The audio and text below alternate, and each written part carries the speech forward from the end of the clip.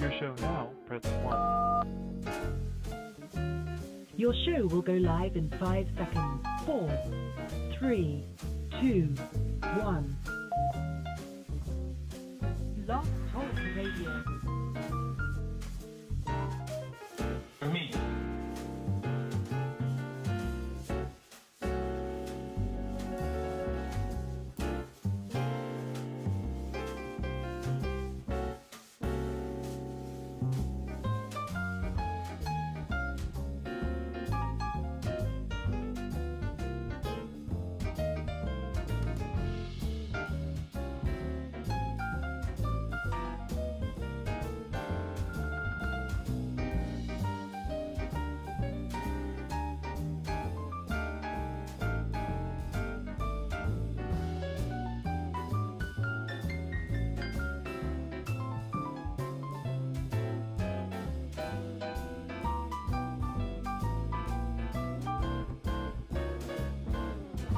Share this on your social media, folks. We'll be going live momentarily.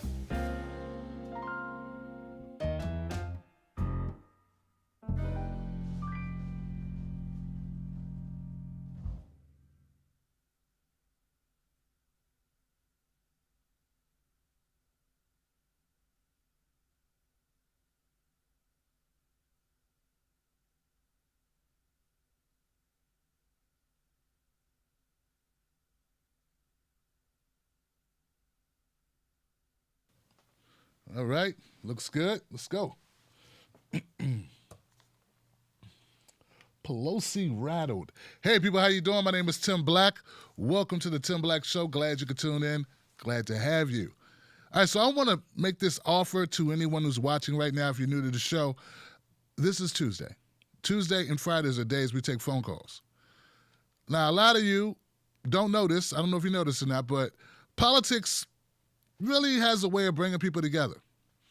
So does the news. And look, I know that sounds crazy, but if you tune into this show and you give it a chance on a Tuesday or a Friday, you're going to discover something you've never seen before, which is a community of people. My name is Tim Black. This is the Tim Black Show, and we talk it out. This is news for people who can't stand the news. And if you find that you enjoy this segment today, become a member of the show. Go to jointimblack.com. Jointimblack.com. Sign up for $5 a month. Become a member. We do this all the time. All day, every day. Do it. You won't regret it. Now, seeing as I went through that little spiel, maybe it'd be a good opportunity to make sure that people can hear me. Let's go to Facebook. Facebook, how y'all doing, y'all? What is going on, Facebook peoples? Dadu and Rita and Dory and Paula. Welcome to the Tim Black Show. Ginger and Carrie and Liberty. Crystal, Nina, Dolores, Kyle, Marcy, Brandon, welcome to the show. Glad to have you here. Thank you. Share it on your social. Let them know. Let them know, Ben. What's up, Ben? Let them know we're in the house. What's up, Charles? What's going on? And look, this is it, man. We have a lot. We have a lot of truth telling to do tonight, right? What's up, Ann, Scott, and Kyle? Yeah, let's get it, all right? I'm with you, Gene. Now, look, YouTube. Let's make sure YouTube can hear as well. YouTube, you guys okay over there? Jesus, Marbury, Sean, and Dimitri, Jeremy, Mama, New York City, Independent, Jeremy, Jera, Sam, Black Magic in the house, Wolfpack's in the house representing, Diana M16 representing Violet Content Boutique, Tim Black Wolfpack in the house, David Melford in the house, Flash Flood, Anthony. These people are really hitting Nancy Pelosi hard. My moderators, Murray Warren, Brad Bloom, Sign of the Times, Cyrus, welcome back, Wolfpack. Andrea Duran, good to have you as well. Tom G, all right, represent. Cyrus is in the house, along with James Lindsay, Joseph Buckles. All right, we're looking good on Facebook and on YouTube. Thank you, We Carry Signs. Getting it started on the Super Chat. Charles, Father Possum, Kira in the house, Sam Blue in the house. The Wolfpack alumni is in the place. All right, guys. All right. Simmer down, Bruce Murray. Bruce Marmy and Kelly in. What up, Kelly? Look, angry, Jadakiss. Oh, Jenkins. Jadakiss Jenkins. That sounds like a character. That could be real. All right, guys. All right, so phone lines. Let me put this phone number up real quick. Booyah, 319-527-6212 is the phone number you dial into. Now, once again, if you're new to the show, I want you to know that I start off the show off with a monologue or news stories. So on Tuesdays, I pretty much stick to news stories. Friday, I do a monologue, maybe a monologue on Thursday. But I want to make sure that if you haven't had an opportunity to tune into the news, and even if you did tune in, and you got some bogus stuff from some corporate media that wasn't exactly calling it straight, and you know when they're not calling it straight, when they're making one side the devil, one side a saint, okay? Like that doesn't happen in real life, okay? Even the bad guys in real life got a backstory, right? And even the good guys ain't perfect in real life. But only in our corporate media do we have good guys and bad guys that are just perfectly good or perfectly bad. And whenever you've witnessed this in life, you got to know something's not right. It doesn't take a rocket scientist to know that if someone appears perfect, they've got a lot of skeletons in their closet. And if somebody appears to be evil, they may be evil, but there's probably a lot of reasons for it. Maybe they had a really bad day because their dog just died and they just lost their home. And their child is on opiates. Like, there's a lot of reasons for things. But we are taught by our corporate media not to scratch below the surface when it comes to politics. Hello, somebody. Shout out to Senator Nina Turner. All right, so let's get this going, guys. I got a couple things I want to get to in case you didn't know. Nancy Pelosi. How many of y'all would be okay if you had $1.8 trillion? Everybody, right? That's a crazy question. Well, how many countries would be okay if the citizens got $1.8 trillion? Now, I want you to keep in mind, back in 07, 08, back in 08, when Obama took office and we were in the housing crash, we were in the greatest recession since the Great Depression. Remember that?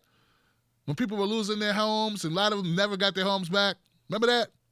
When black people suffered the greatest economic loss in the history of being black and it didn't come back. Remember that?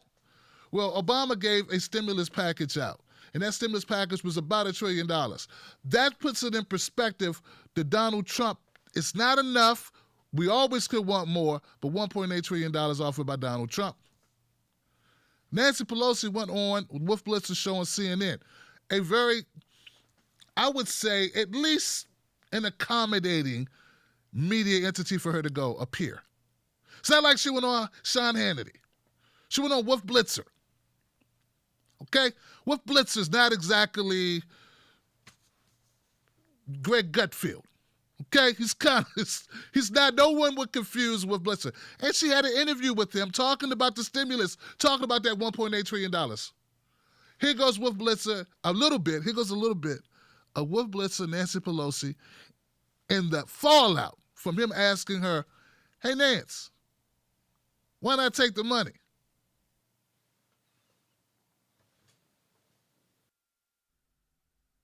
Let's hope they get a vaccine And Madam Speaker, I certainly respect you, but I also respect Ro Khanna. I respect Andrew Yang. I respect members of the Democrats who are members of the problem solvers. They want a deal because so many people right now Well, are the problem suffering. solvers, by the way, don't have any earned income tax credit or child tax credit in their proposal either. But let's not go it into that. doesn't- yeah, You we've evidently gone do through that. not respect the chairman of the committees who wrote these bills. I respect and all I of wish you. you would respect the knowledge that goes into getting meeting the needs of the American people. But again, you've been on a jag defending the administration all this time with no knowledge of the difference between our two bills, and I thank you for giving me the opportunity to say that to you in All right, person. Madam Speaker, virtually. these are incredibly difficult times right now, and we'll leave it on that note. Thank you so much for No, joining we'll us. leave it on the vote that you are not right on this, Wolf, and I hate to say that to All you. right. But I feel confident about it, and I feel confident about my colleagues, and I feel confidence in my chairs. And it's not about me, it's about millions of Americans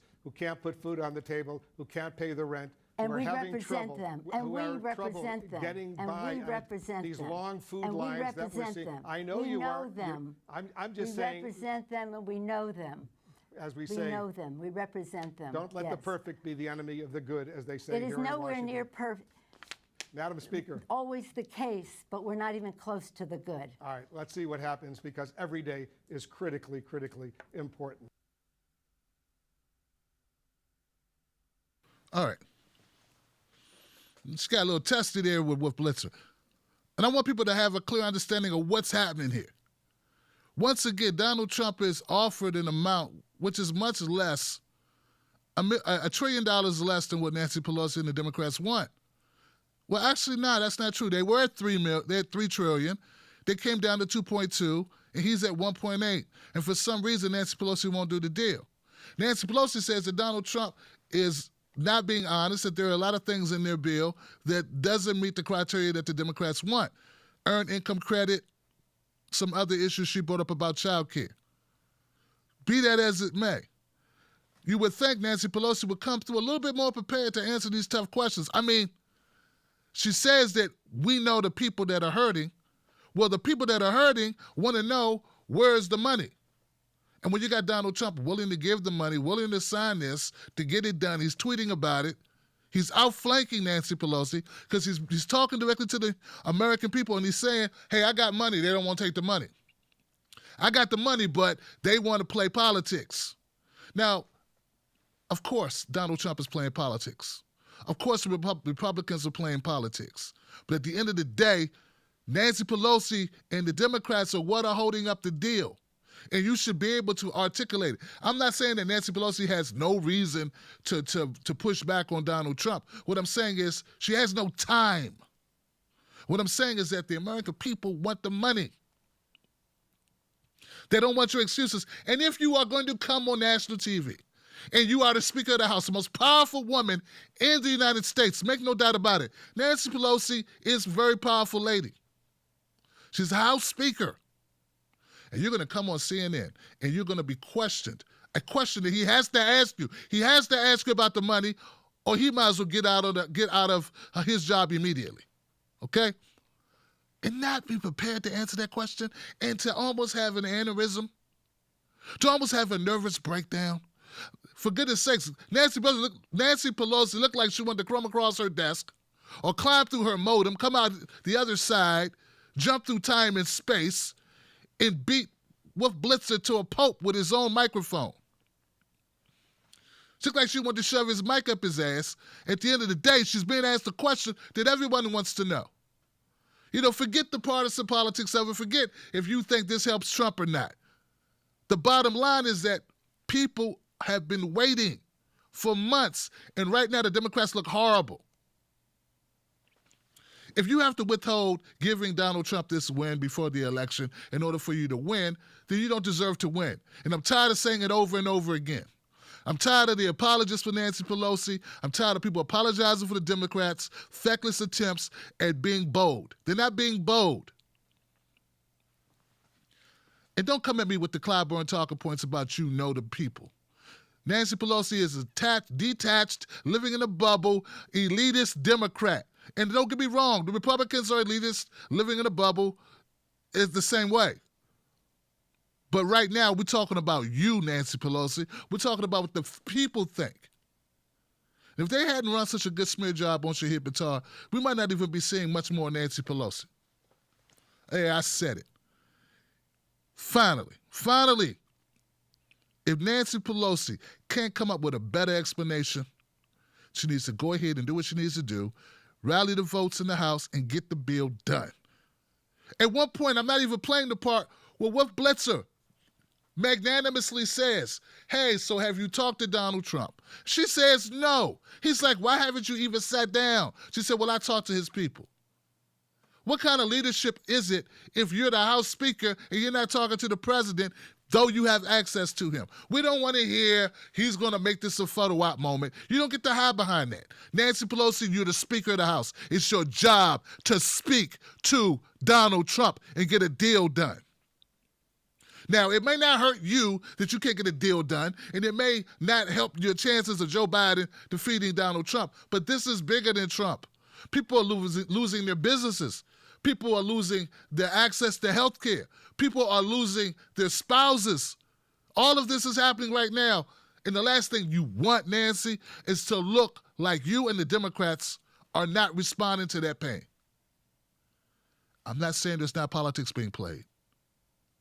I'm not saying that Trump is not a shrewd negotiator. I'm not saying that Mitch McConnell is not doing what he needs to do to turn the screws. But what I'm saying is how it looks. And how it looks is that you are detached and not responsive to the needs of the voters that you want to go in that booth and cast that vote or fill out that ballot and change leadership. It just looks like a big-ass pile of quicksand and nothing's getting done. So anyway, guys, there was more back and forth than this. That was the actual tail end of the conversation. Nancy Pelosi not doing a good job, looking horrible. And there are people defending her right now on Twitter. You know, someone said, Tim, well, you know, Nancy Pelosi may not look good in that clip, and she may look elitist and out of touch, and she may look like she doesn't know what's going on with the people. But she's better than Mitch McConnell, or she's better. You know, you just said everything needs to be said about why the Democrats suck, okay? You give all these, you admit this looks bad, this sounds bad, this was not good, and then you defend it anyway because you're saying across the street there's this worse person. Well, you know what? That's not how we speak truth to power, and that's not what voters want, and that's not what excites people, and that's not what gets people out to the polls. This idea that somehow you may be horrible, but there's someone else even more horrible. People just go, oh, they're both horrible. People don't really put horrible on scales like you guys do. People go, oh, both are bad? I'll take neither one. Why should I put forth effort if both suck? That's the way real people think. They don't go, ooh, both of these dishes are horrible. Let me eat the one that's less horrible. What people usually do is they go, nah, I'm good. I'll eat something at home. I got something in the fridge. Or maybe I'll just drink a glass of wine tonight and call it an evening. Maybe I'll smoke this blunt and call it a day. And that's what real people do. They don't sit around going, I don't know what's better, the spoiled greens or the spoiled cabbage. Which one should I choose? The spoiled greens has more calcium, but the spoiled cabbage has more vitamin B. They just go, heat up that old pizza. We'll make do. We've been making do. You guys are detached, and you don't know if it's coming or going or what month it is. We got people looking at foreclosures right now, and you guys are pussyfooting around, dicking around, wasting our damn time. We live in a country where we got paid politicians, rich politicians like Nancy Pelosi. And you know who's speaking truth to power? Comedians and independent media folks like me. We got Bill Burr, Dave Chappelle, and Tim Black. The rest of you guys suck. All right. No, you know, it's more people than that, but generally speaking, I had to throw myself in there. It's Tim Black Show, not the Everybody Else Show. All right. I don't know. All right, let's keep going, guys. We got more stories. Let me. I could stay there for a while, right?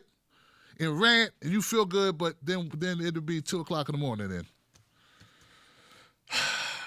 Speaking of 2 o'clock in the morning, early voting has ensued in several states. They're already getting the votes in, and already it is a catastrophe. Hey, look, man, all this talk about we need to get rid of Trump and all this talk about, the vote might get stolen and Trump complaining and the Democrats, we're just tired of the complaining. And at the end of the day, you know what? They're not even prepared to handle an election. You had one job, Johnson. Ladies and gentlemen, feast your eyes on what's going on in Georgia.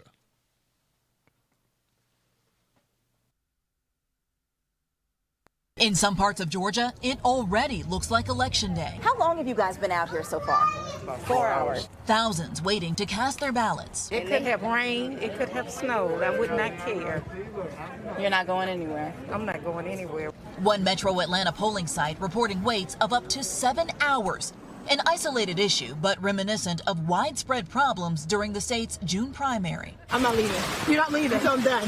Some of the biggest problems in areas with higher black populations. Since then, Fulton County has rolled out a laundry list of fixes. More money, more poll workers, and more voting locations, including mobile precincts and mega sites like this NBA stadium turned early voting location.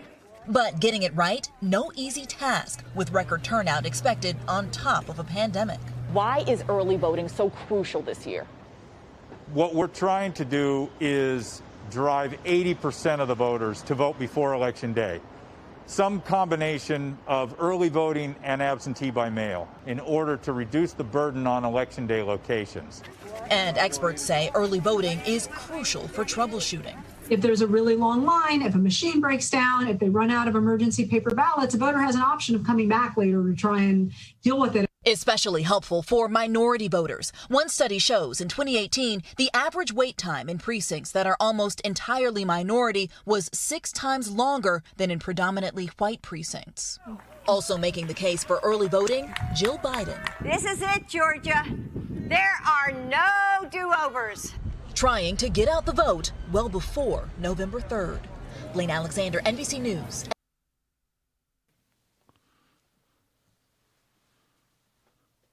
Some voters stood in line for more than 10 hours trying to cast their votes. People started lining up before the sun came up, Johnson. They were in the dark. We're talking pre-dawn. People had to use their cell phones, the flashlights on their cell phones to fill out the pre-registration paperwork. 10 hours later, they're still in line trying to cast a vote. All of this, and we have a pandemic, folks.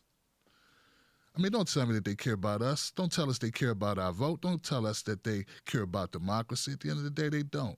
I mean, if that's the job you have, the job of doing an election, we're talking about the election for president, for God's sake. You don't care enough to make sure we have polling machines that work? Georgia's not new to this problem. Georgia has a reputation for having voting irregularities, meaning the vote gets suppressed, polling stations magically close, lines wrap around buildings like salamanders on crack. Eager voters endured wait hours of 6 hours in Cobb County. And Cobb County is white for the most part, right? It's solidly Republican, but has voted for Democrats in recent elections. Lines wrapped around buildings and solidly Democratic to Cobb County as well. So it's a bipartisan effort not to give a damn. The quarterback is toast. They also turned down in record numbers in Georgia's Floyd County, where support for Donald Trump is strong. 2 counties briefly had problems with the electronic poll books used to check in voters. The issue halted voting for a while at State Farm Arena. You know, they opened up the arena because they said, well, this is what we'll do. We use the basketball arena in order to, make sure that we could account for or be able to accommodate this unprecedented amount of voters that are expected to turn out. And what happens? Not ready. I wasn't ready. I wasn't ready. Pause. In Atlanta, some voters reported waiting more than 10 hours for their chance to cast an early ballot. Voters began lining up outside. I already told you all of that. Hundreds of people slowly moved along a line that snaked back and forth. Outside Cobb's main elections office in the suburban area northwest of Atlanta, Good mood seemed to prevail, even though some people said at 1 p.m. they've been waiting more than 7 hours. They've been fighting for decades. If I got to wait 6 or 7 hours, just my duty to do that, I'll do it happily, Davison said. Listen, it's not that people are not voting. It's not that people don't care. It's not the case at all. People are voting. A lot of people can't vote. A lot of people can't stand around for 7, 8, 9, 10 hours. It's despicable, folks. It's despicable. I don't know what else to say about it. I mean, if you want us to care about an election, maybe you should care about making sure that we have the facilities. It's sort of like, to me, it's sort of like the PPE. You say you care about workers, essential workers, then you don't give them the means, the necessary equipment in order to show that you care. Caring is doing. It's in the act of doing. So if you care about elections, you make sure that people have the ability to vote. Care about elections, you don't suppress the vote. You care about elections, you accommodate the machinery. Richest country in the world can't get polling booths that work. Richest country in the world can't make masks. Richest country in the world demands that prisoners make masks for 2 cents an hour. You see a running thread here? So that's Georgia. And I don't expect it to be much better many other places. I expect this to be a widespread problem, and we're just getting started, folks. We're just getting warmed up. You didn't know that people were going to come show out, that people were going to come out and vote. You've only been trying to get rid of Trump since day one. We've had Russia investigations, investigation of money laundering, investigations of corruption, investigations of 8, 9 people in Trump's cabinet have been, or associates of Trump have been jailed for various reasons. You didn't expect people to come out?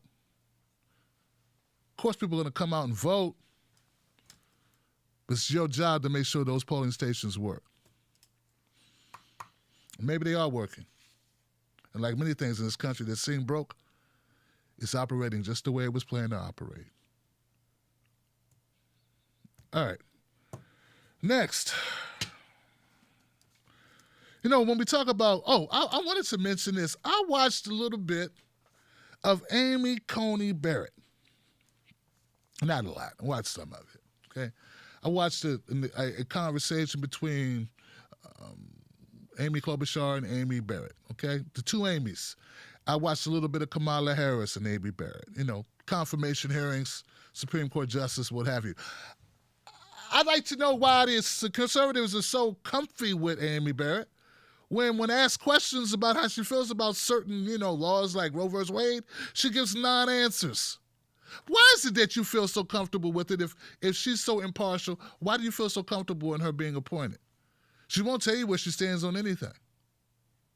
But see, you know for a fact where she stands really. Or why else would you be nominated? Why would Trump be putting her up? You think he's putting up someone who's unbiased? Someone who'll call it down the middle, call it straight? Or is he looking to pad the books or put in a justice that will bend to the will for him? I mean, it's obvious. She won't answer questions because how she really feels will only slow this process further. But the Democrats can't truly stop the process, can they? Let's just take Roe versus Wade, man. She wrote articles. She signed articles of overturning, on the premise of overturning Roe versus Wade. She gave speeches to the effect. She wrote letters to the effect. And then when asked, hey, how you feel about Roe versus Wade? Hey, I can't answer that. You don't have to. You already did. And anyone asking, what do you think about it, is being obtuse at best and being deceptive at worst. Listen, Amy Barrett is a ringer for the conservatives. That's why they want her. That's what this is all about.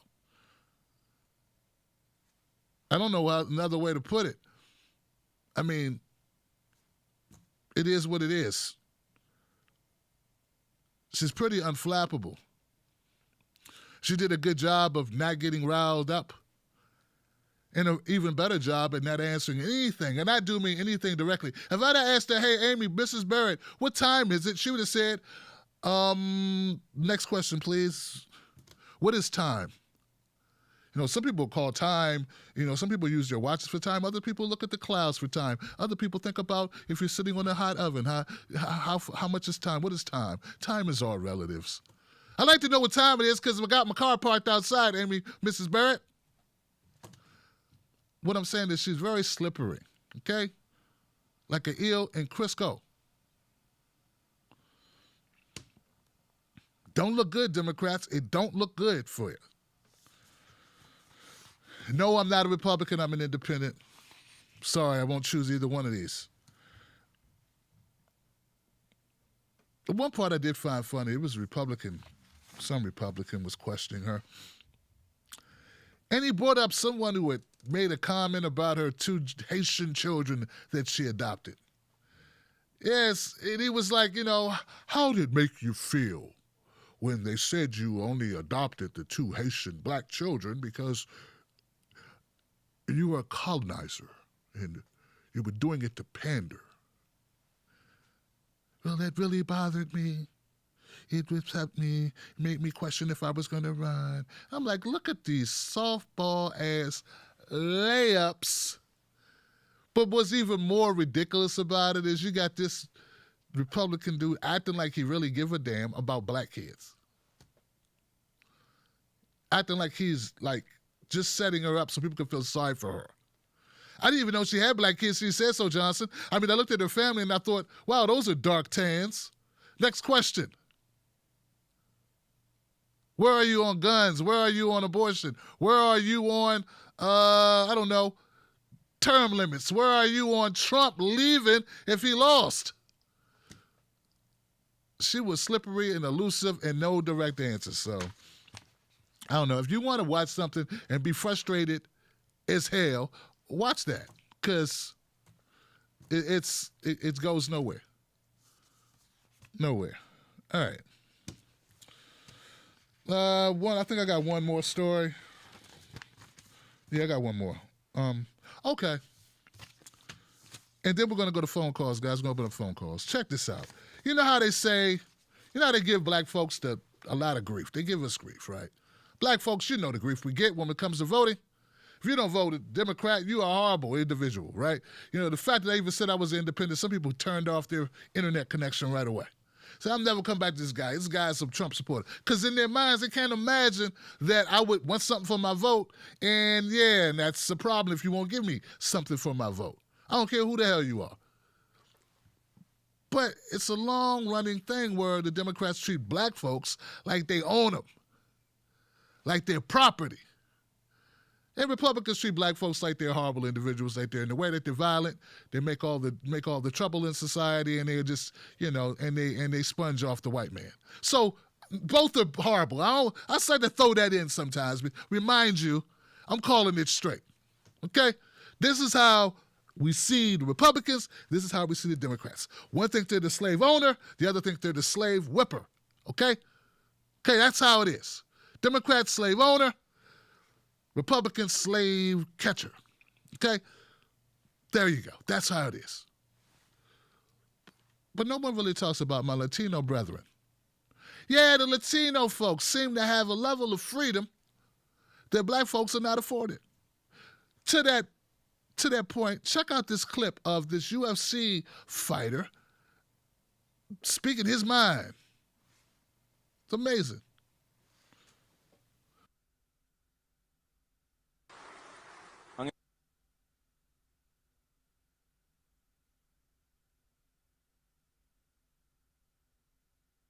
My bad. Before I do this, I need to tell you that the language that the UFC fighter uses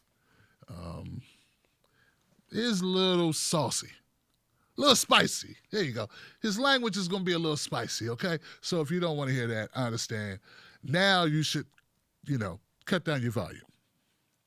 In 3, 2, 1. I'm going to let you in on something. The Democrats just think that they're entitled to the Latino vote. They think that we just have to hand it over to them. That's right. We sure as hell don't. Así mismo. Así mismo. They got to show us what they can do for us, what they can do for our communities. We're not going to buy the same wolf tickets and false promises that destroyed great countries like Venezuela and Cuba. It's not going to happen. You know what else is not going to work for them? Playing Despacito on your cell phone to pander to us. Hell no. You got to give us some credit for having heads on our shoulders. I'm going to wrap this up with some words of Barack Obama. He said elections have consequences. That is true. And those words have never been more true than they are today. We either re-elect President Trump and keep America great. Amen. Or we let Joe Biden destroy the greatest country the world has ever seen.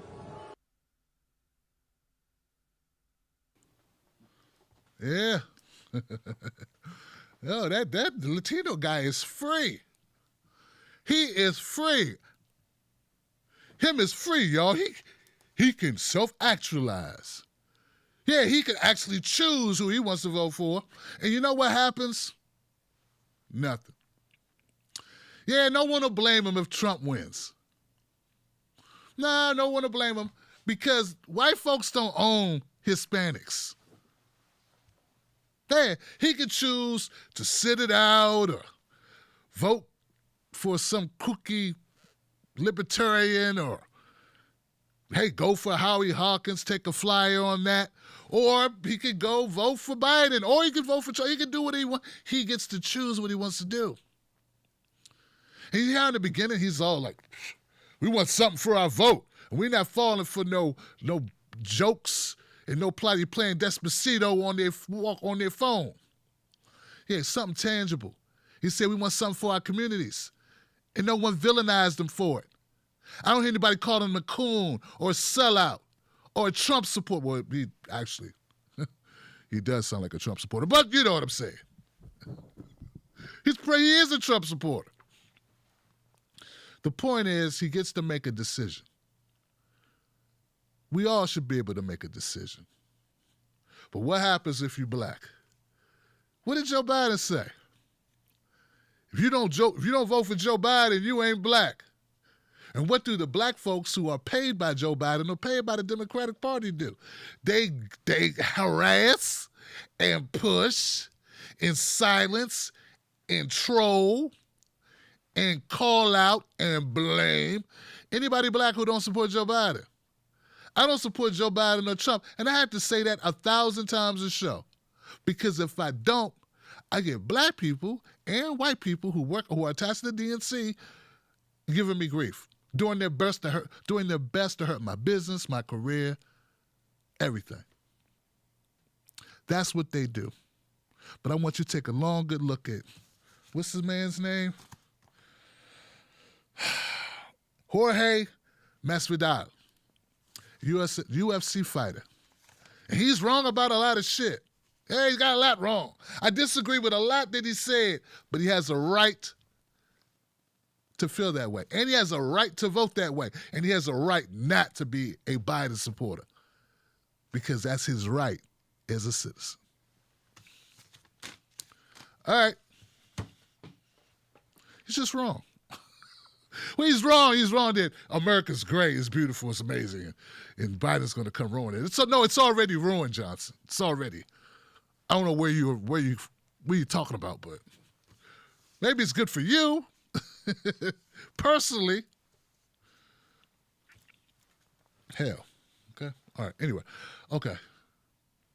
Average white family has 10 times more wealth than the average black family. Average white family has 8 times more wealth than the average Hispanic family. But I guess you don't care about that. And if we try to solve that, we turn it into Venezuela or Cuba, huh? That's your solution. Now, won't you just say it, Jorge? You doing all right, so you can give a shit. And, pretty Republican.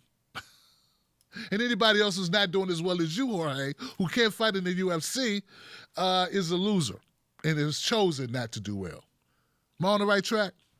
So I'm not saying I agree with Jorge, But I agree that he has a right to feel the way he feels. And I'm just noticing that people won't give others, particularly black folks, the same respect.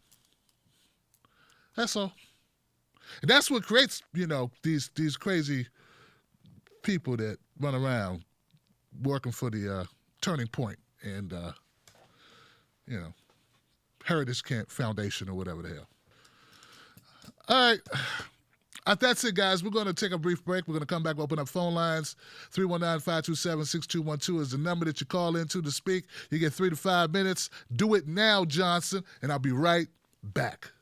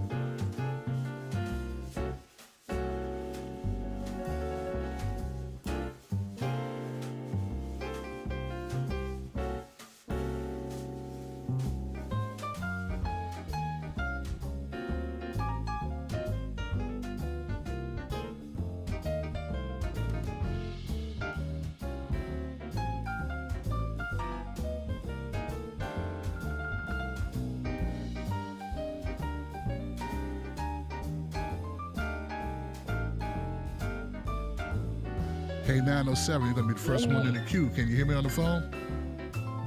Hi, me. Can you hear me on the phone? Can you hear? Yes. Yes, I can hear you. Okay, we'll be going live in like 20 seconds. I'll be right back. Thank you.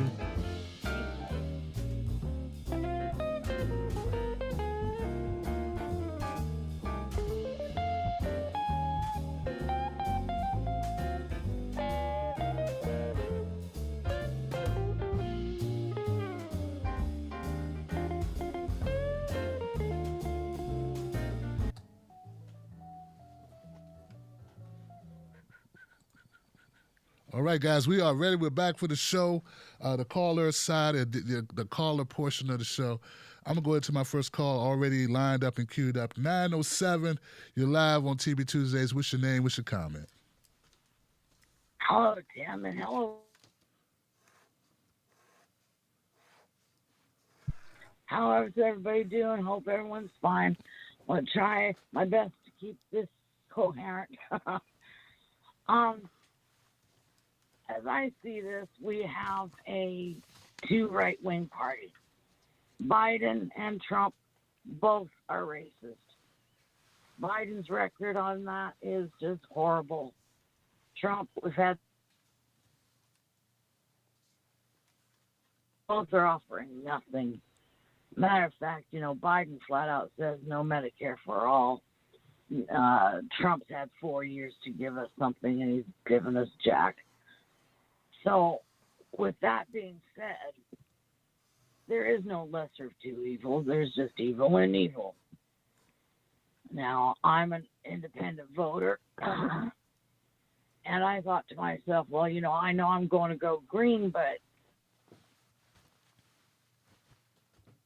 more people on there than just the Green Party. I'm still going green because these three parties actually have 500 plus delegates at stake. So, of course, we know it's Howie Hawkins for the Green Party. And then there is the Peace and Freedom Party. And that's Gloria, I can't remember her name, but just look it up. It's Peace and Freedom Party. Then there for the Republicans that can't stand to vote for, obviously, Trump or for Biden. There's the Libertarian Party. All of the problem with the Green is they lost 3 states, but they are in write-in, and they're also just solid on the ballots, okay? So you've got, for the Libertarian Party, it's literally just that, Libertarian. My issue is that I believe like 140 million Americans didn't vote last year. I'm certain it'll be a hell of a lot more now, just because of the lines being so long and people being choices that can make the needle move. If we get millions of people who are just not, they just don't want to vote for this 2-party bull, they now have these 3 parties.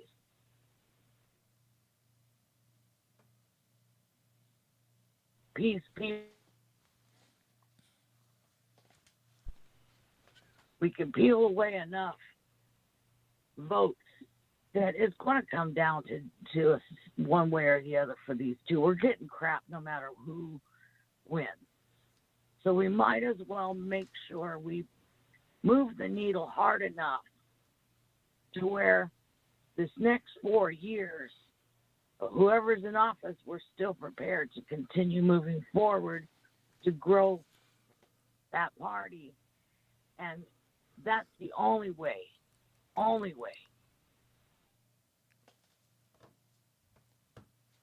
However, the other thing is that we've got a problem with states, every state, because of the federal government has not come out to help with any kind of COVID relief money for the states.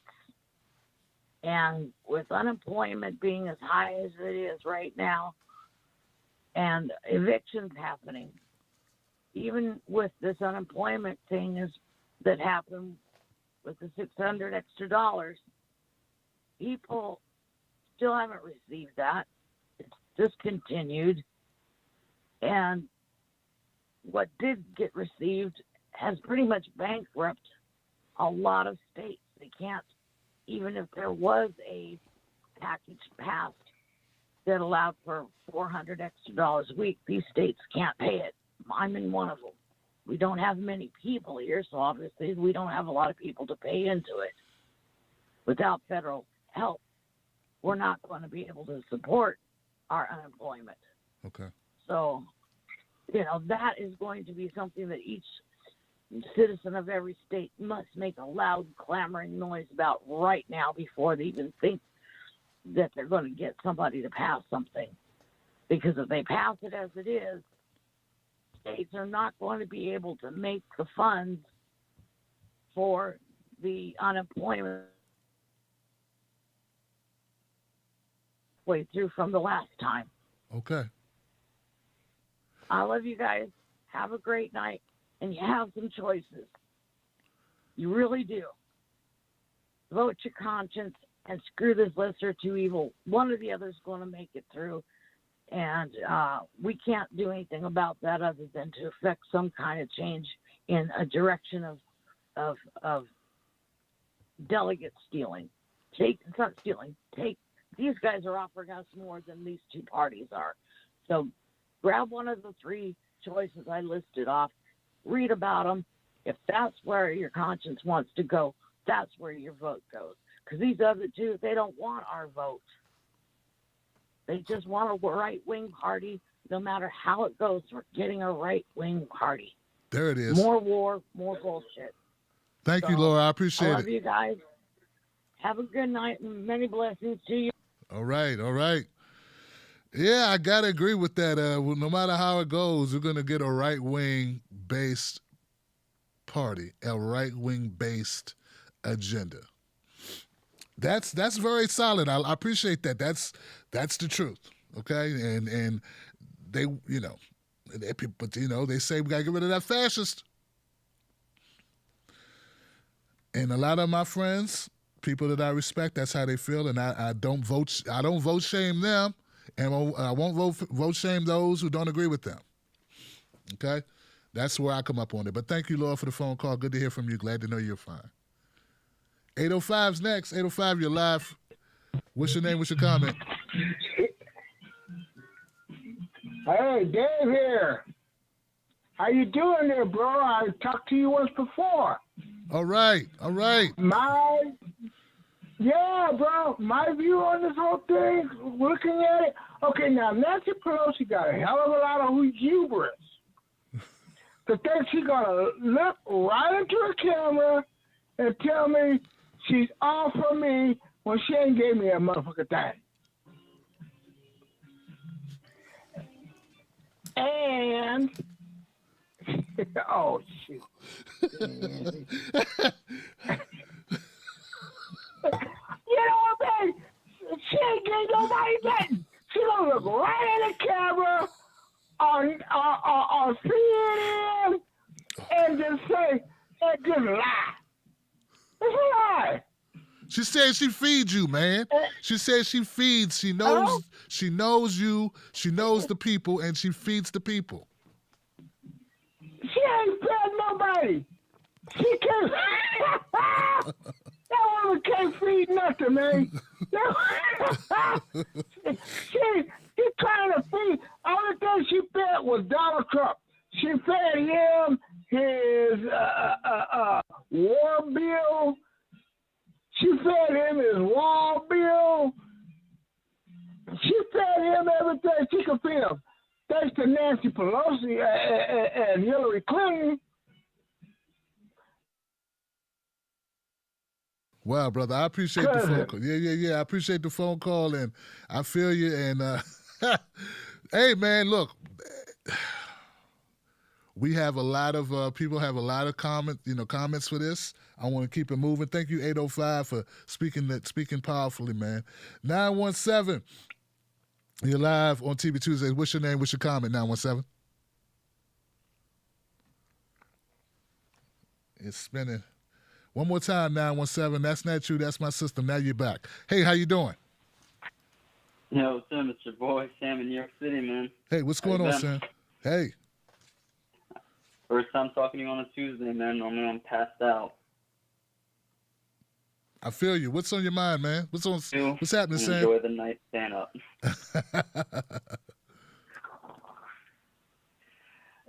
Nah, man, I just wanted to say the whole point, like you were talking about with that UFC fighter guy, about taking the votes for granted. And I think I've told you this before, but like I'll email you a good interview with this Arab comedian who explains when we talk about the white vote, the Arabs are in this country considered Caucasian, right? Like when you fill out that census form, right, you have to check Caucasian. I wish somebody would tell the TSA, then I wouldn't have to get randomly selected when I go flying. But it's the same principle of what are you doing for us? You know what I mean? And look, I can only give you anecdotal evidence. There were several Arab people I knew who decided I'll vote Trump because he was at least saying I'm going to pull us out of these wars.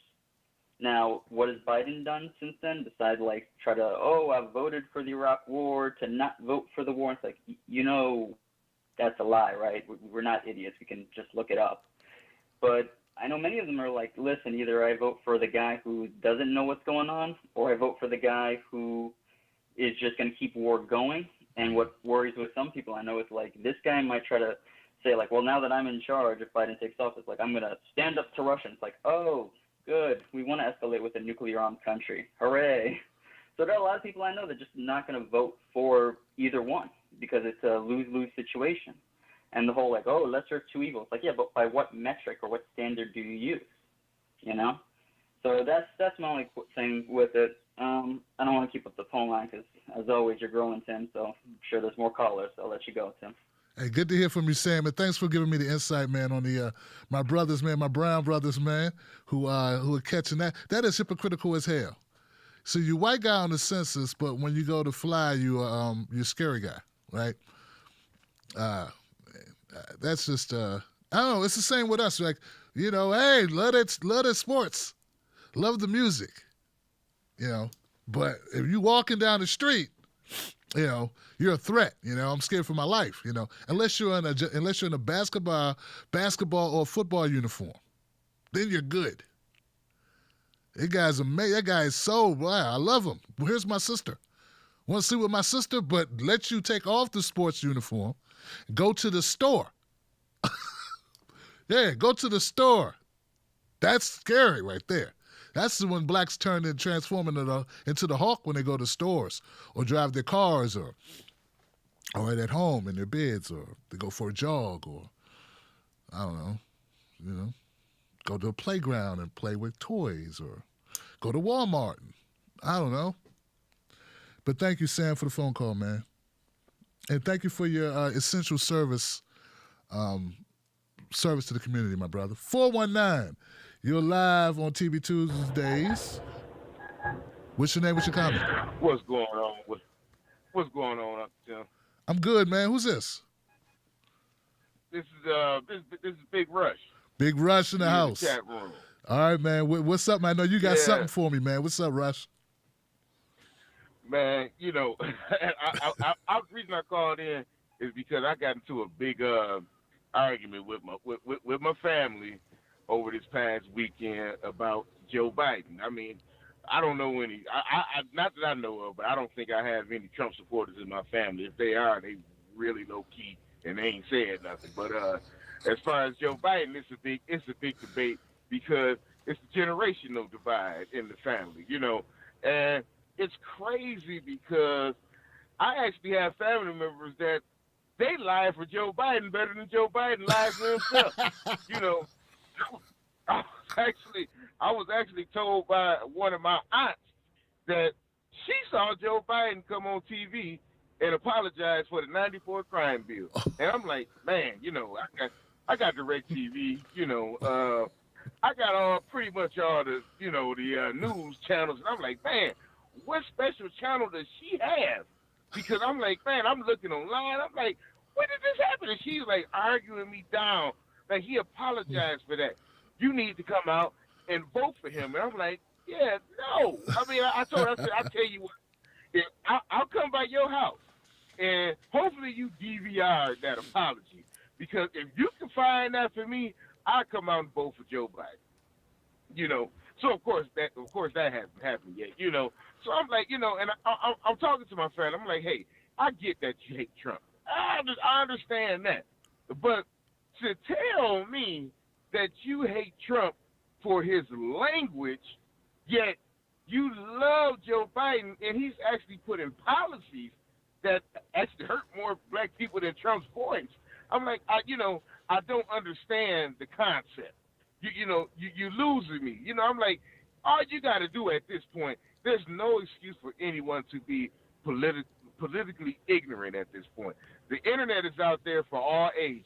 If you choose not to, you know, do your research at this point, it's because you don't want to. You know, so hey, I'm for Joe Biden or Donald Trump. That's your choice.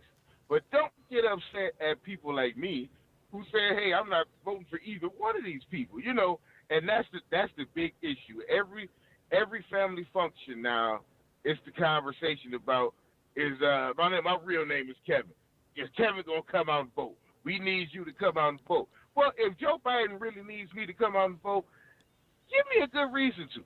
Give me a good policy to come out and vote for. Oh, it's not about policy. It's about getting Trump out. Yeah, well, it was about getting Bush out. You know, it's always about getting somebody else out. We can't keep going down that. You know, we can't keep going down that rabbit hole. Let's actually have something to come out and vote for. Hey, all these other countries seem to be doing pretty well during the pandemic. I haven't heard Joe Biden say one good policy that he's going to push forward that's going to help people once he gets in office, if he wins. Telling me about the PPE, okay, yeah, that's a natural given. You know, talking about that and talking about how you won't be tweeting mean things, that's not going to do anything for me. And like I said, I just want to say this last thing to all you voters out there or non-voters Whatever you decide to do, hey, that's fine. Let your conscience be your guide when it comes to voting or not voting. But do not get mad at folks who have substance to back up why they will not vote for either person.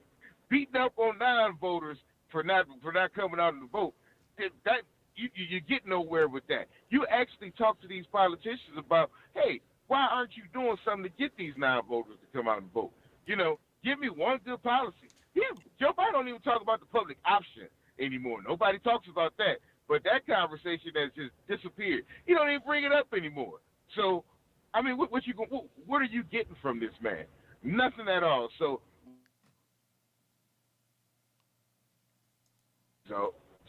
it doesn't really. This election is a wash. It don't matter who gets in. It's all going to be the same regardless. But one guy probably will talk a little nicer to you when he's at the podium. But everything else will be the same.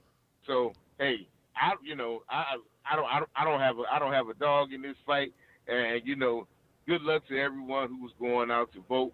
But I'll make sure I'll be washing my car that day. So, hey, thanks for taking me tonight. I'll sit back and listen.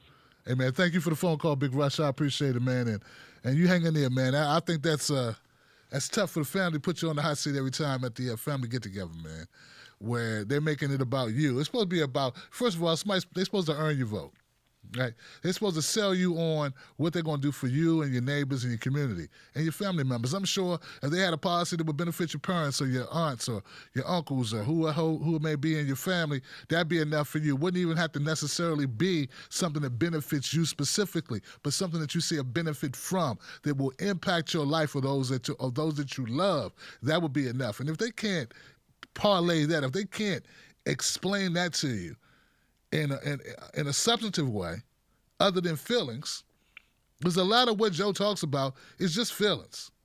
That's so that he don't have to offer you anything. Remember, anybody listening here, Joe Biden was the one who said it. Nothing will fundamentally change. What are you supposed to do with that if you want fundamental change? You just said there would be no fundamental change.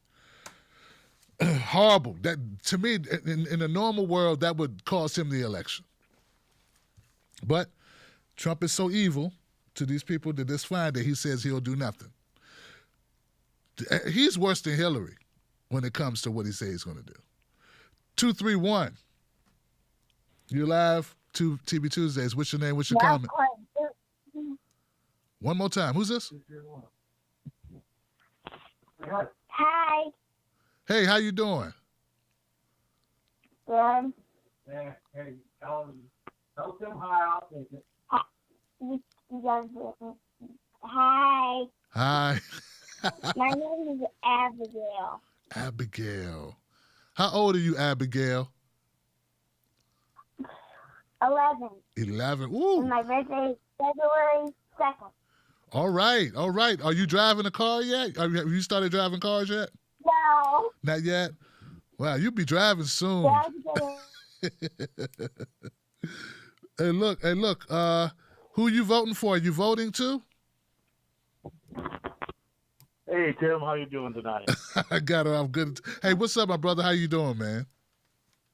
Oh, we're hanging in here up in Michigan. The kids wanted to call in tonight and say hi, so we were watching you. And perfect. I thought it was a good idea because my son put a question to me while he was listening to you. He's looking up at you on the screen, and he literally just looked at you, and you were talking about Pelosi and the parties, and my 12-year-old turned around, looked at me, and goes, "Dad, which party are we?" And at that particular moment, Tim, I just didn't come up with a good answer anymore. Yeah. I really don't know which party we are anymore. It has gotten so convoluted. And when you're looking at Pelosi and how she acted tonight, I mean, it's like it's just one big corporate party. You just sit there and scratch and, you kind of don't know what to tell them anymore. So we just kind of thought we'd just call in and say hi. And, we're up here in Michigan and we haven't been kidnapped yet by the people there that want to take our governor. So we're surviving. But right. I'll tell you what, tell Johnson to be careful. Because you just don't know who might grab you up here in this neck of the woods. I hear you. But I got a suggestion when it comes to parties for you guys. You're not with a party, you're with the people. And you want what's best for the people. And it's not about parties for you. That sound right? You know, that's how we feel. I mean, you know, we got a Bernie sign in the front yard, and, you know, the kids actually, they've been watching, because we don't shield, me and the wife, we don't feel like shielding the children from politics or whatever helps them at all. So, I mean, you know, whether it's you or some of the other YouTubers, you know, we watch a lot of them, and up here where we are, we've cut off mainstream TV, so we don't get a lot of CNN or MSNBC. We pretty much are, you know, you and a bunch of the other progressives on YouTube. All right. Well, look, man. Well, thank you for supporting the show, and thank you for calling up. Tell Abigail I said thank you for her, you know, talking to us. We really appreciate it. And yeah, I think that I think the best way to go, and the way we feel here at the Wolfpack, is we're going to believe, we're going to fight for what's right for the people, and that's where we're going to stand. And whoever has the best, who's going to do the most for the people, is who we're going to cast our vote for. And we're not going to compromise on that, because it's too important. Because it's for the kids, and it's for the, you know, our mothers and fathers, our grandparents, the babies. It's for the environment. It's for all of us, our neighbors, everyone. So thank you, my brother, for calling up. We appreciate you. 231, you're live on TB Tuesdays. What's your name? What's your comment?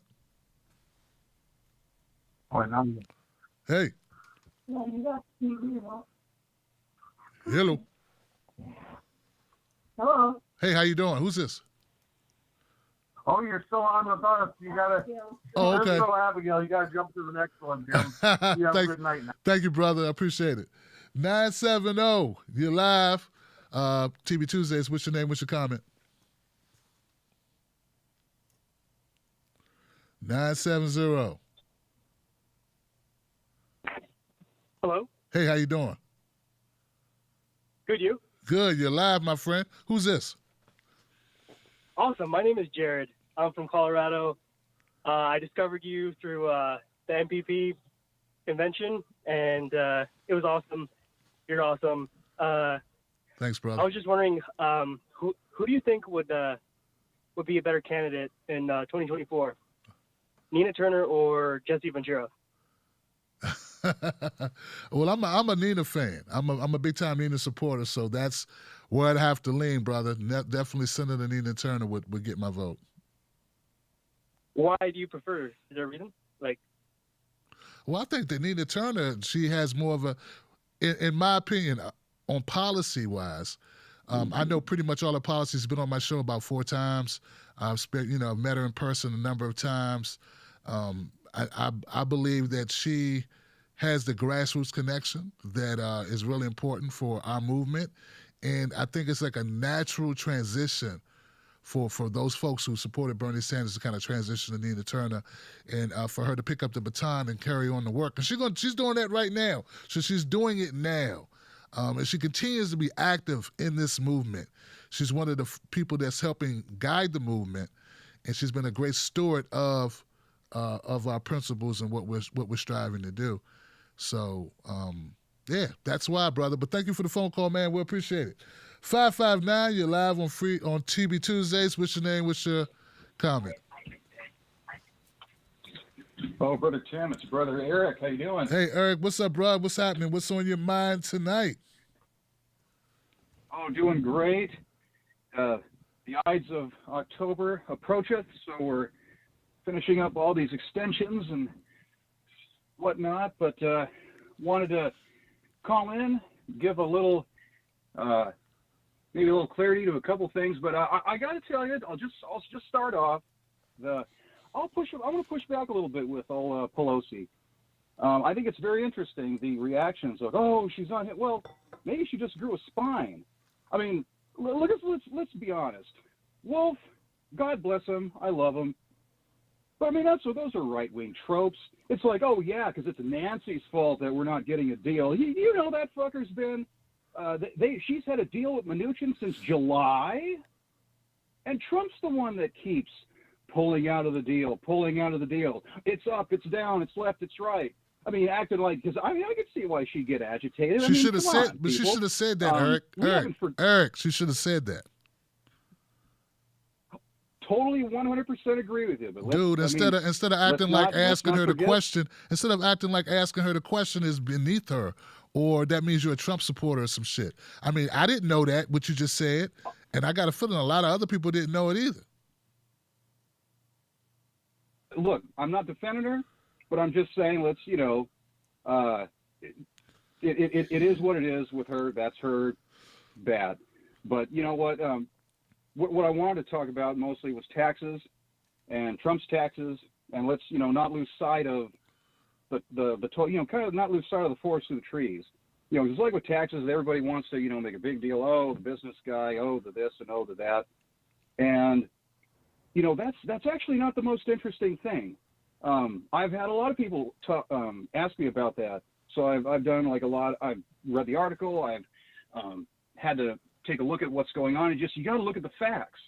And like with Trump, stuff with this celebrity. Okay, that's what basically any celebrity would do. But are they reasonable and necessary business expenses?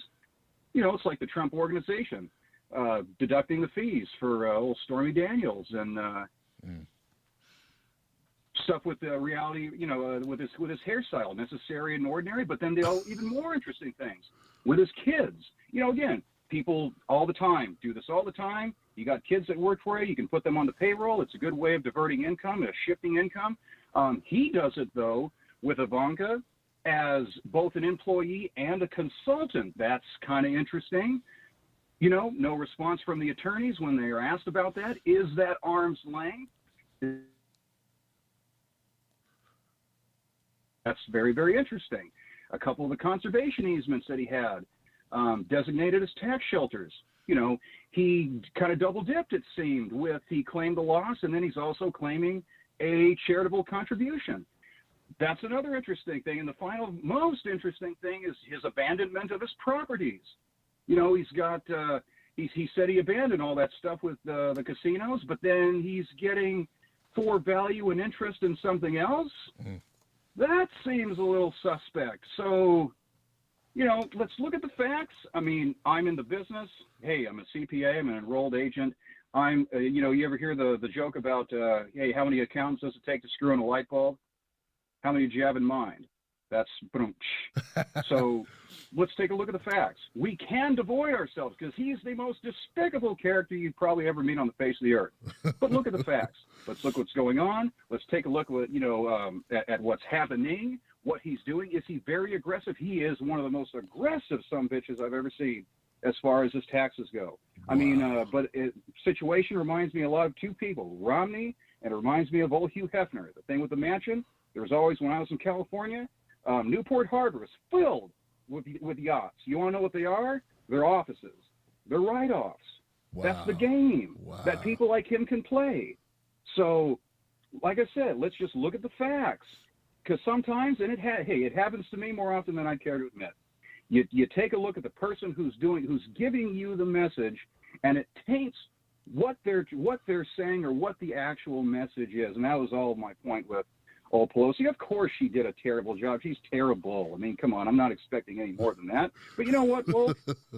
That and the same thing with people commenting on Trump's taxes, guys. It ain't what they're talking about on TV. That is not the interesting. The interesting is, yeah. Well, hey, Eric, brother Eric, on the prize and all that good kind of stuff, and just brother again, Eric, you gotta stay frosty, Wolfpack. I'm gonna contact you, Eric, because I got some tax questions myself. Hey, I don't make a lot of money, but I tell you, man, I've been having to learn how to they don't care. Like I owe a lot more than Trump. Okay, I can tell you that. And I don't make a lot. I don't even do. It's not a lot, but I'm going to do some charities and do some stuff myself. Give me I don't need a yacht. I can make an office out of a boat, like a little paddle boat or something. I need to do something. So I'm gonna be in touch, Eric. email me at clientcare@timblacktv.com because they trying to it's tough. It's tough. And you need Trump. People don't. Eric's dropping some knowledge here about the Trump stuff, man. About the taxes, definitely, man. Yeah, I'm glad you cleared up about Pelosi. Just like she's horrible, man. She's horrible, man. And if she wants, she should stick it to Trump. If there's some room to stick it to Trump, stick it to Trump. You were right there. Instead, she just got mad at Blitz, and I get it. But I'm telling you how I played them. Most people was like, what is she doing? Thank you, Brother Eric, for the phone call. Let's move on to 703 while we got you. 703, you're live. What's your name? What's your comment? Hey, Tim Black, how are you? This is Alec. Hey, Alex, what's going on? Not much. I wanted dichotomy between how Democrats treat the Latino Hispanic community versus the black. It made me think. And I like listening to you because you make me think. Now I'm going to mention something else that's very important. Uh-oh. Tonight, a personal friend of mine, a person you probably know, announced his Commonwealth of Virginia. His name is Sean Perriman. He's the president of the Fairfax County NAACP. And this is a man who's a personal friend who I've sat at his kitchen table, and he's done the same thing you did. He made me think about issues that as a 54-year-old white male, I don't have the experience and I don't have the perspective that you and he have. Mm-hmm. And it's awesome to see a young man taking the reins and leading. And I think you should reach out to Sean Perriman, get him on the show because he's a progressive. He doesn't care about the political ramifications of what he does. He cares about what's right or wrong. Well, I appreciate you making the recommendation for Mr. Perriman, and, I don't see why that's a problem, but I have to look into it and find out. I'm not privy to the gentleman, but it sounds great. What you're saying sounds great, my brother. Definitely want people that are forward thinkers who are trying to do work for the people with people power here. So email me, Alec. I think you said Alec, not Alex. ClientCare@TimBlackTV.com, and we'll see what we can do, brother.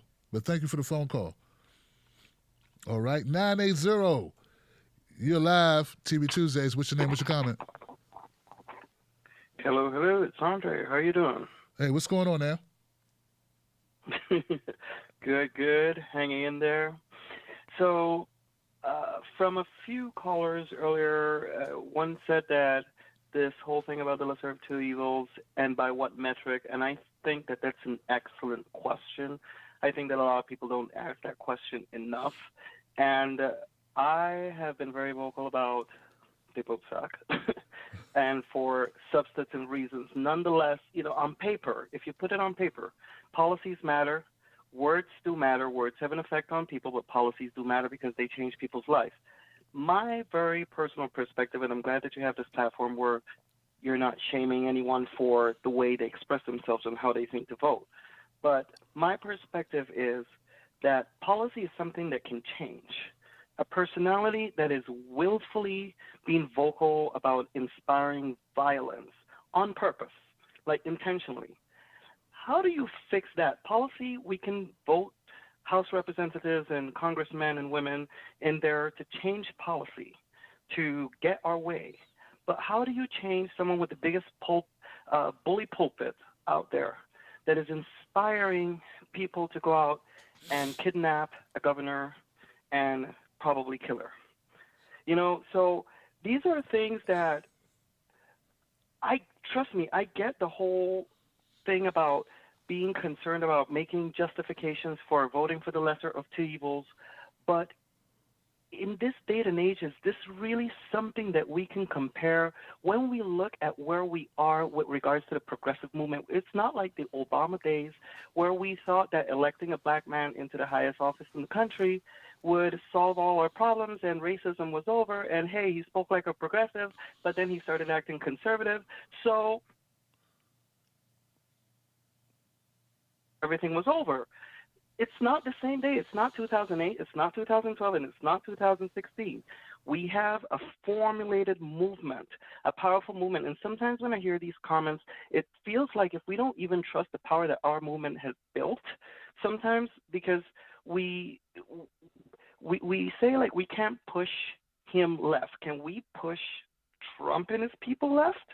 You know, it's things that I just want to invite people to like think about this like a little bit further, because we have a movement, and wait, hold on. There's just so much that I wanted to get out there, but essentially it is that I feel that if we're going to do something, it has to be intentional, and we have to have a purpose behind it. I'm all about, you know, if we want to vote green because this aligns more with our ideals, and I think I said this last week, like, if we had in lockstep agreed, if they did stumped Bernie the way they did again, that all of us would have gone and voted green.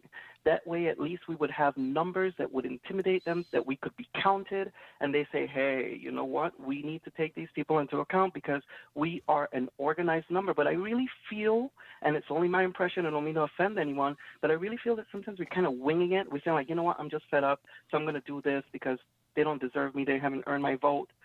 But what's the plan behind that? Because we don't know how many of us are going to vote that way. We don't know how many of us are going to just vote down ballot. There isn't like a structure behind it, and without a structure, we can't intimidate anybody. It's my 2 cents. I'm not trying to pick a fight.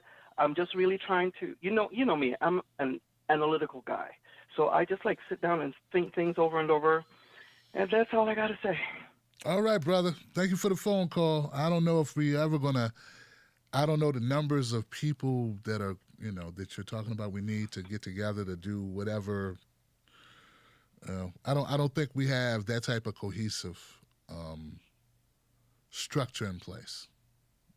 You know what I'm saying? To accommodate what you're suggesting. And I don't think that's what's going to stop Biden if he stopped. And I don't think that's why Trump won. I think there's a lot of people in this country, a massive amount of people in this country who are not voting because they're uninspired. And us going back and forth about why we should support Biden, I don't think that's going to change it for Biden or for Trump. I think the people that are uninspired by Biden is going to change it. But, you know, I don't know the hard numbers on that either. I do know the largest party is not Republican or Democrat. It's non-denominational. So, not affiliated. 252, you're live. TV Tuesdays, what's your name? What's your comment?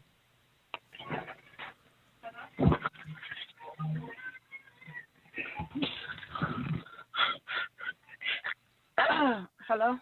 Hey, you're live. Oh, can you hear me? Hey, this is Kira. Yeah, we got you. I wanted to talk about the Pelosi thing because, you know, I heard what Eric was saying, and I kind of sort of agreed, being a business owner and seeing both sides of the tax cuts from Trump to what it was when Obama was in office. It's what he said, it makes sense. And, you know, Donald Trump, he took a lot of deductions from truckers and business owners and cut out a lot of ways for us to reap some of our cash flow back on some of the items that we purchase on a yearly basis. So I agree with him from the perspective, but it didn't help small business owners at all. That's why I was really surprised that Joe Biden wasn't stronger on the tax code. But that's just my 2 cents on that. As far as Pelosi goes, I really think that it's really messed up that after all of this time, she doesn't have a plan for us to move forward. Like, how are you all these months in and nobody has a valid plan for how we're going to move forward when it comes to a stimulus, when literally countries with a fifth, a 20th, a 100th of our GDP are taking care of their citizens with universal health care, with monthly stimulus payments, with freezes on mortgages and rent. And they're making it seem like we can't do not even one iota. It's just really crazy to me. Like, how are you the literally strongest and most powerful woman in the world right now? And the only thing you can do is get up and argue with Wolf Blitzer of all people? I mean, I just thought that was really disingenuous, and it wasn't strong. You know, quite frankly, I felt like it was sad. You know, it's a sad state of affairs when you have to get on national TV to address the American people, and the only thing you can do is pull some of the same tactics that you pull, well, like what you're doing with Donald Trump, like ripping up the paper from his speech at the, you know, State of the Union address. That's what it gave me. It gave me very much that. And I really think that if you're going to go with that approach, at least have some tangibles to give people. But, you know, I want to push back on some of the things that Wolf Blitzer was saying. You know, he was mentioning that Ro Khanna had said that it was going to be double what the stimulus was under Obama. When Obama was in office, you know, I don't know if some of your viewers are old enough to remember, but I to even cover like a month's rent. It was not a lot. So I can I want to push back. If that's all they got for us, yeah, they do need to go back to the table and do some renegotiation, because the $1,200 wasn't enough for most people. And I just can't imagine them want to put out a payment less than $100, and people at this point are 6, 7, 8 months behind in rent. February. Like, it's outrageous that why we couldn't follow the system that other people follow. Just like the same thing with this whole coronavirus to begin with. Why couldn't we use the test from the WHO? Now, I understand there was a state of distrust because of, you know, how things went in China and how the virus was spread and all of that. I understand that there was a mistrust, but it's a test, and it was a working test that worked, because South Korea was definitely on the ball with that.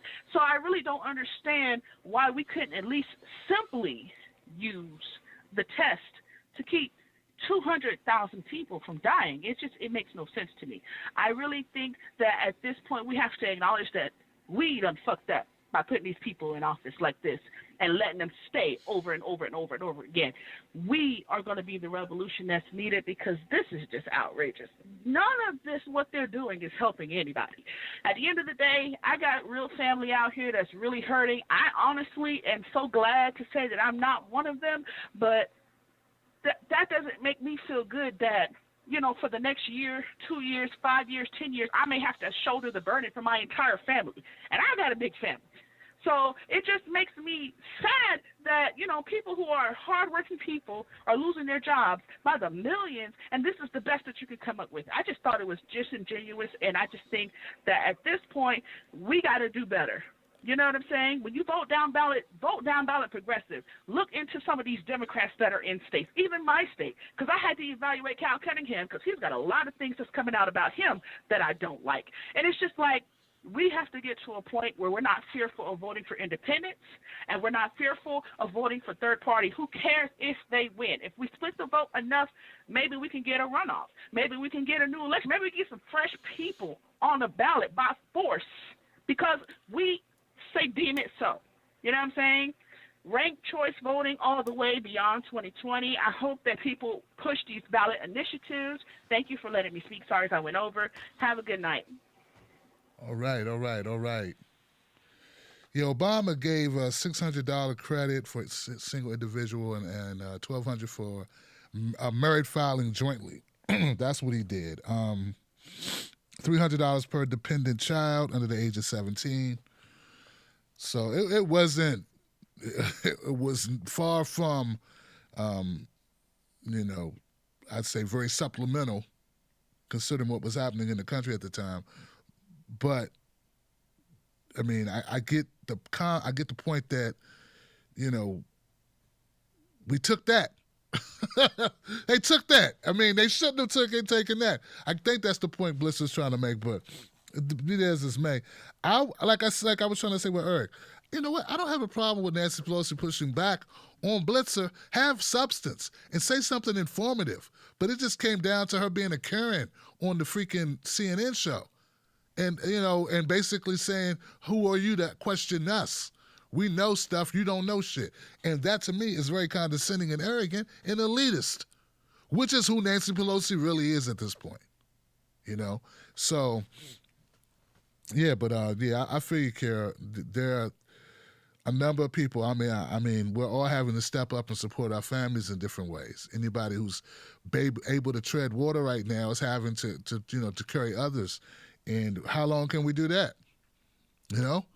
And look, and luckily, if you're in that position, like sometimes I look at Mrs. Black and say, I'm glad we could do it. Be glad we could do it. We got to be thankful for that we could take care of you. At this point, you're not happy. You're like, I'm glad I could cover the bill. Whew, glad we could pay that. You know what I mean? It's not like, where things are going so well and you're good. It's like, if you can cover a bill, you are blessed. If you can stay above water, you are blessed. But thank you for the phone call, sister. I appreciate it. 727. You're live on TV Tuesdays. What's your name? What's your comment? Hey, this is Dimitri calling from Florida. Hey. What I wanted to say is Nancy Pelosi hasn't debated anyone in 32 years. There it is. And she got threw off by going on, normally CNN or MSNBC, they throw her softball questions, and she folded like a chair. Yep. She revealed who she really was, unprepared, thought that she was going to get an easy question, and when she was pressed, couldn't produce an answer. Another thing I want to say is when it comes to the fighters, when you're speaking about Masvidal, first of all, I'll start with the president of the UFC. He's a Trump supporter. He endorsed Trump. You got Colby Covington, who was at the first presidential debate sitting behind the president's family without a mask as well. And then you have Masvidal going out and supporting him. And then you have Joe Rogan, who had the leader of the Proud Boys on his podcast several times. That's all I have to say. That's all I wanted to contribute. Thank you, sir. I appreciate everything you do. All right, brother. Yeah, it's I'm not saying Masvidal's right. What I'm saying is that Hispanic brothers have the option of being Trump supporters or being Biden supporters, and no one can call them a sellout or a coon. Now I don't know. Maybe you do. I don't know if you're Hispanic or not, brother. I don't know. But that was my point: is that they get, he gets to make that choice, and that's not something that when you should be able to make that choice. That's all. Yeah, like I've been saying, I have no problem with Pelosi pushing back, but you're right. She sounded like somebody dropped out of a spaceship. Like, you don't expect to be asked. Look, I don't think Wolf Blitzer was really trying to get a gotcha moment. He wanted a soundbite. Like, say some shit. When you have shows, right? I have a show, Tim Black Show. You bring people on the show. You hope that they'll say something that moves the needle, that moves the conversation, and you have them for that moment in time, and they chose your platform to drop their elbow or to say something that they haven't said that's not just run-of-the-mill talking points that they usually run through. And I think that's more so what Wolf Blitzer was going for, not necessarily to catch her, but to get her to say something that was going to matter. And her folding was not saying something that moved the needle, that was definitive, like, okay, we're going to take the deal, or he could take the deal and shove it, or Trump's a liar, and this is why. Something that puts a stamp on it, and I think that's what Blitzer's hitting at. And the average person is wondering, the average person who's hurting right now is wondering, what are we doing? Wait till after an election? The bill collectors aren't waiting. The mortgage company isn't waiting. The landlord ain't waiting. The car loan people ain't waiting. Who the hell is waiting? Oh, you're waiting. So that's a horrible, that's that's a horrible stance to take. So Pelosi's really crapped the bed on that one. I'm going to keep it moving, man. Thank you for the phone call. 516, you're live. What's your name? What's your comment? Hey. Hi. Hey. It's Samantha. How are you? I'm from Florida. So I have an idea about Joe Biden and sort of the way people picture him and versus the reality. I kind of liken him to how people picture George Bush as some guy that you can have a beer with and that sort of affinity. Even though George Bush definitely went to jail, his family is like blue blood, like old school money. Joe Biden has this fake shtick about being middle class Joe, even though he was doing quite well. Maybe they had like one generation of hard times, but that is nothing compared to actually having to go through poverty. Joe Biden wasn't poor. He never was on food stamps. And he might have not been the brightest person in class, but I feel like George Bush sort of had that, I wasn't the brightest guy in class either. And George Bush definitely got by on nepotism, whereas Joe Biden himself might not have gotten by on nepotism, but his family sure did. A la Hunter Biden. A la Hunter Biden.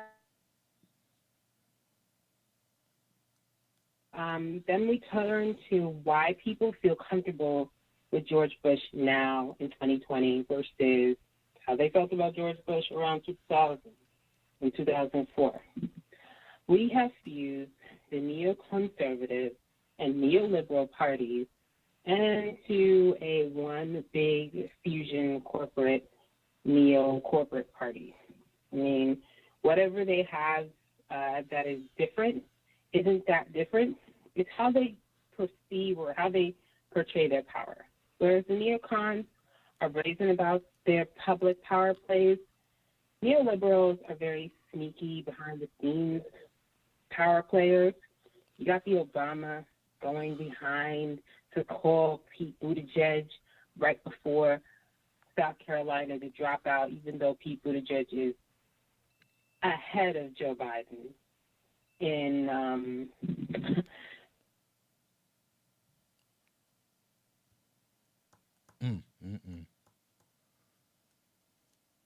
Lost you. their base, right? And then the neocons, we know Mitch McConnell's a scumbag, but we know he's a scumbag and they vote for him. People don't know that Obama's a scumbag. They think he's your guy. He's not your friend. He's not your friend. Nope. And so, I feel like that sort of sense that, neoliberals just smile in your face and stab you in the back. Whereas neocons ain't even trying to smile in your face. They're ready to come for that power. Look at them ramming ACB into court. So we got, in the Bush years and in the Obama years, nothing for unions, nothing for the working class. They both gave stimulus to the rich. Yep. And their policies were based in classism and bootstrapism. I love that. Austerity. The facade of the individualism is great when you tell people you're on your own, but I'm going.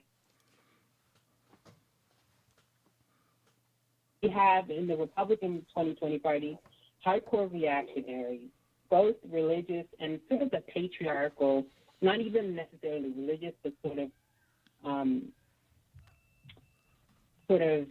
family-based patriotism, and sort of a selective anti-government section. They're anti-governing themselves, like the Bundys, but they're totally fine with having the police govern other people. And we're talking not government with the universal health care. We're talking about government with the police. Yep. Locking people up and beating them. Absolutely. So it's like, yeah, we hate government, but yeah, Becky gonna call 911. if you show up at the wrong spot. There it is. You mean, yeah, anywhere. Anywhere could be the wrong spot. All right now. And and so, you know, we have the Obama, Bush, Joe Biden conglomerate because they're really the same. Bush and Biden, I think, are like two sides of the same coin. They're not too articulate in a way that we accept for white men, that we would not accept for any other person in power. All right now. You would never allow a white woman to do that. We don't have a white woman, George Bush. We tried that with Sarah Palin. Oh. Look how they ridiculed her and accepted that ridicule. Sarah Palin is the reason why Obama. I got to leave it there, sister. I do got to leave it there, but I want to thank you for the phone call. And you know what? Excuse me. That point you made about Sarah Palin, you know what? That's a damn good point. That is a damn good point. Bush was not much smarter than Sarah Palin, if not as smart as Sarah Palin. Actually, Sarah Palin is smarter than Bush because Sarah Palin got there without having Bush as a dad. Huh. So, yeah, good point. Thank you for making that point. The party of family values and lock up the blacks and the browns and bomb them to hell and have you hugged a cop today? And let's take care of the vets, but let's not really take care of them. If they really have problems, that's on them to fix their own lives. Pull yourself up by your bootstraps. And the neoliberals are, we own the blacks.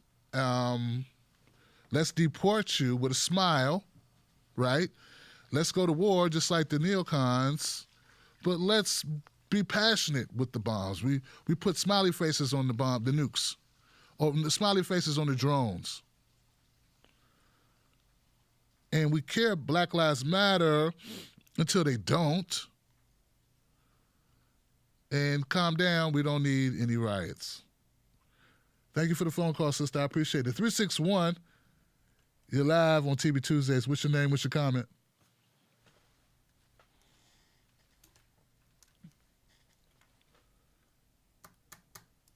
Come on, man. Stupid thing. Okay, there you go. 361. Mr. Black, can you hear me? Yeah, we hear you now. Who's this? Right on, right on. This is Real Breeze coming from Texas. Just recently freshly moved here from the Indian Reservation. I'm a proud member of the Chemehuevi Indian tribe. Here to give you a little update on Indian country. You probably don't get a lot of calls from Indian country as we are a very silent majority. But I don't vote. I don't think I'm going to vote this election because I don't partake in political bullcrap. But I pay highly attention to. Couple things that I'd like to point out. You want to see failed socialism? Just go to an Indian reservation. Not all of them are the same, but you go to mine, and it's pretty bad. And we're pretty prosper. We live right along the Colorado River, just south of Vegas. We got a casino, but corruption is rampant, especially when you give a bunch of capitalists. It's very crazy. I had to escape from there because of all the political bullcrap that was going on there, so I could come to Texas and be close to my son and enjoy life. I'm a very hands-on person. I've realized that I had to basically get hands-on and pick up my own crap and make my own bed because nobody else is going to do it. And I think a lot of people in America need to realize that. You could keep looking to these people, but they ain't going to be looking out for you. They're owned by lobbyists. There's these think tanks that fund all this stuff. And you've got to stop looking at the mainstream narrative. And like you said, Tim, the power is in the people. The party is the people. And once people realize that, the power goes back to them. You don't look towards these false idols. You can't do that anymore. You've got to only look at yourself and your immediate family and your inner circle in order to get the job done. Quick thoughts on Pelosi. I think that was pretty hilarious. I think it's really hilarious that people love inflation now all of a sudden. The left is all of a sudden pro-war, which is very interesting. And Trump is just this unfortunate figure that we are kind of looking towards when it comes to populism and representing America. It's very, very weird, I think. But it's just something that people are going to have to pick. It's very unfortunate. I wish Joe Jorgensen was a bit more, but libertarians have their problems as well. Every ideology has a problem. As soon as you get categorized, that's it. You get pushed off to the side. Let's see. I haven't really been watching you, but recently I've been since I've had so much time lately in Texas.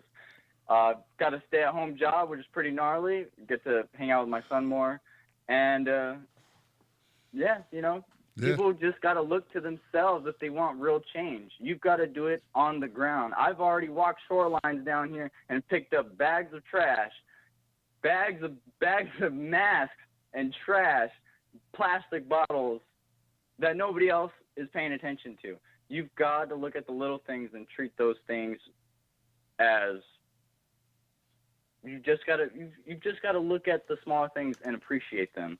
You cannot look. It's crazy. I'm probably rambling on a little bit, but money is a big problem. If people don't know where money comes from, you're gonna always have problems because their money isn't real. I have no money in my bank account right now because I don't. But I've got a job lined up and everything's kosher. But I'm rich in life and happiness. I'm getting ready to start a garden soon. I suggest everybody else start learning how to grow because something's coming down the way. If people ain't paying attention to if you haven't been paying attention for the last 60 years in politics, you're going to have a rough thing coming. It's so funny to me that people all of a sudden are like, oh, Pelosi sounds like a corporate hack now. Really? The politics have been corporatized for the last 60 years, since Kennedy died. My dad was born in 57, and whenever he witnessed Kennedy die and witnessed all that take place, he's known all right, what's brother. been going on. I got to leave it there, but thank you for the phone call, man. What can I say, man? I don't. Well, first of all, a lot of people recognize Pelosi for quite a long time. I supported them trying to get rid of her for quite some time. But I know you're not talking to me specifically. What I do have to correct you on is you said that the left supports war. That ain't the left, brother. That's the center. And this happens a lot with people. And, they look at Fox News as the right and CNN is the left. And that's not the left. That's the middle. That's corporate media. And Nancy Pelosi is a neoliberal, which is a Republican light. She's not the left. Joe Biden is not left. Left is, like Bernie Sanders, Jill Stein, the Democratic Socialists of America. That's left. Like there's you go, And Bernie's like the beginning of the left. To some people, Bernie not even really left. So I just want to clarify that because, in the Wolfpack, we kind of sticklers for kind of getting that right. Just because once we correlate, once we get our minds calibrated to what is the center, recalibrated to reality, then we look at it in a different mindset. So if you never saw Pelosi as left, you wouldn't be surprised. You could still comment on what she said. You could still comment on the fact she's a corporate, sellout, the way that she. In fact, she doesn't even support her constituents. I mean, since she's been Speaker of the House, she has supported people in San Francisco. That's not even what she do. So, but it's money that keeps her. It's the money interest. It's the donors. It's been able to flip millions and millions of dollars into those campaigns. Never have a real challenger. That's why. But thank you for the phone call, Real Breeze, and thanks for picking up the neighborhood, man. 240. Where's 240? There we go. 240. You're live. TB Tuesdays. What's your name? What's your comment? Hey, Tim, it's me, Nestor. Hope you guys doing fine. What's going on, my brother? Oh, not much, man. Just staying up late for the show because I love it so much. Thanks, brother.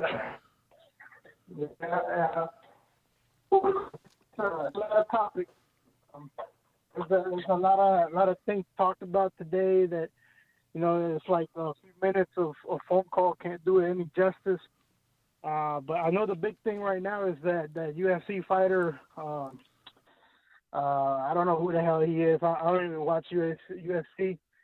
But yeah, you mentioned like how they don't hold the Latinos to the same like we own you status. Well, man, that's a long story. I'm gonna try to make it short. But what features in that man do you see that look even remotely Native American or African? That should inform you that, see, for a lot of people forget that Central and South America and parts of North America were colonized all by Europeans. Okay, there was I know they make a distinction that they want to say that Spanish is somehow different than Europeans. That's not the case. They're European. A lot of Mediterranean, a lot of that brown didn't come from America. Brown that existed already in the Mediterranean. They already existed in the over centuries. Okay, Native Americans here were brownish red, and a lot of them were genocide. A lot of them were extinct, and a lot of that history that goes into Latin America. That's a lot of history that a few minutes won't go into it. But don't ever get the notion that some people might call themselves Latinos, some people might call themselves Spanish. That is European. That's European whites. Don't ever think they're actually somehow. Some people don't even have any Native American or Black in them. So okay. So of course they don't hold them as ownership. But a lot of the division that happens where they demonize Spanish and demonize the culture. I mean, Gerald Horne would be the best source to explain why that is, how that happened. Because remember, when the colonization was happening, there was two major powers that were vying for control of America. That was Spain, that was England. England was a different religion, and Spain was Catholic. I mean, a few minutes won't do it justice, but I would advise a lot of people look at Gerald Horne. That's an excellent source for that information. But that goes to history. A lot of history has to do with why we're here, why we're at this moment, and that's why I always tell people look at the Civil War. The Civil War was not brother. What do you think about him being a Trump supporter? Do you think that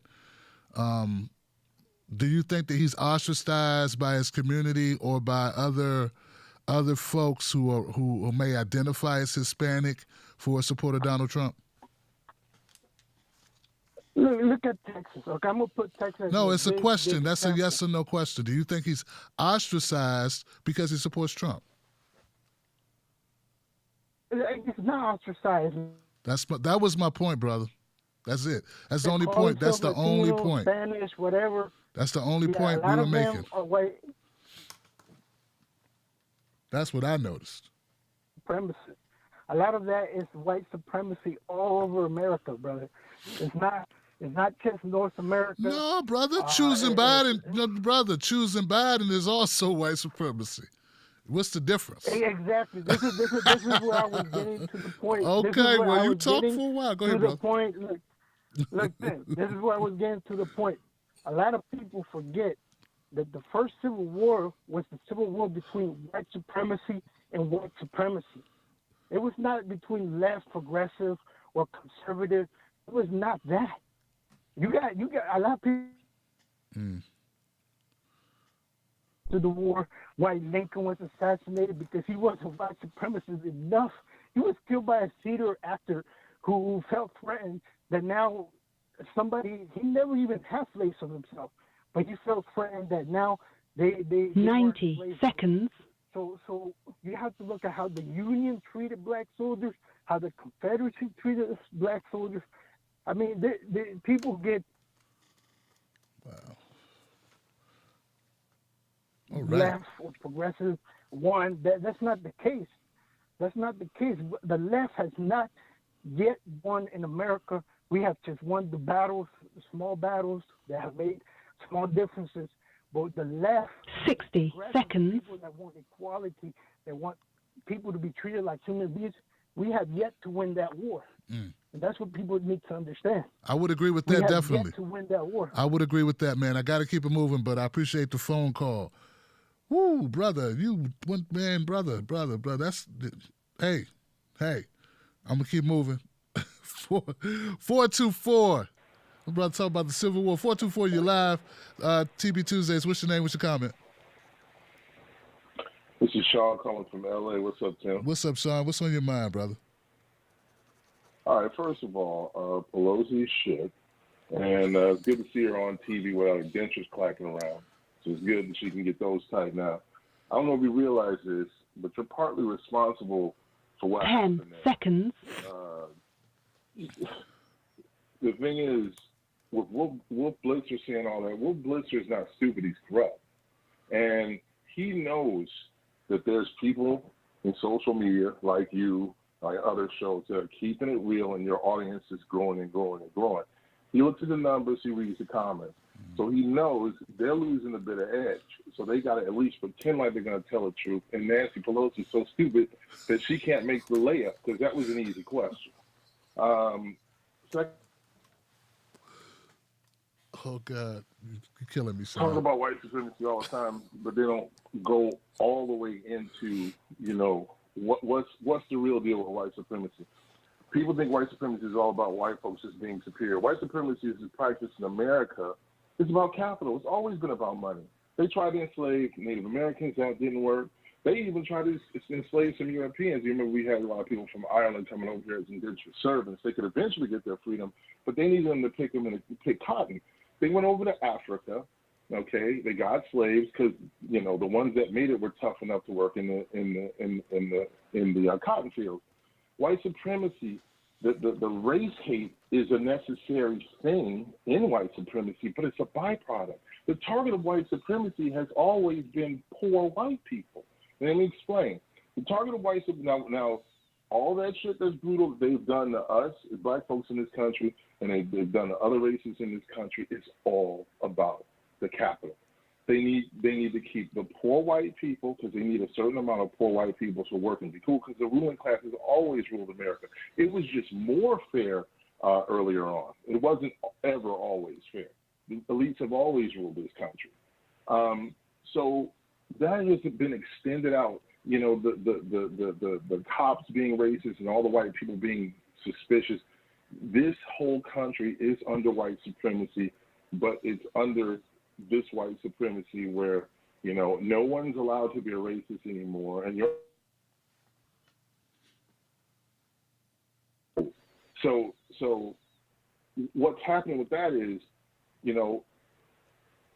white people are now seeing, like, wait a minute, because there's a lot of really decent white people that have woken up and they're just not accepting, I'm not racist because I don't use the N-word.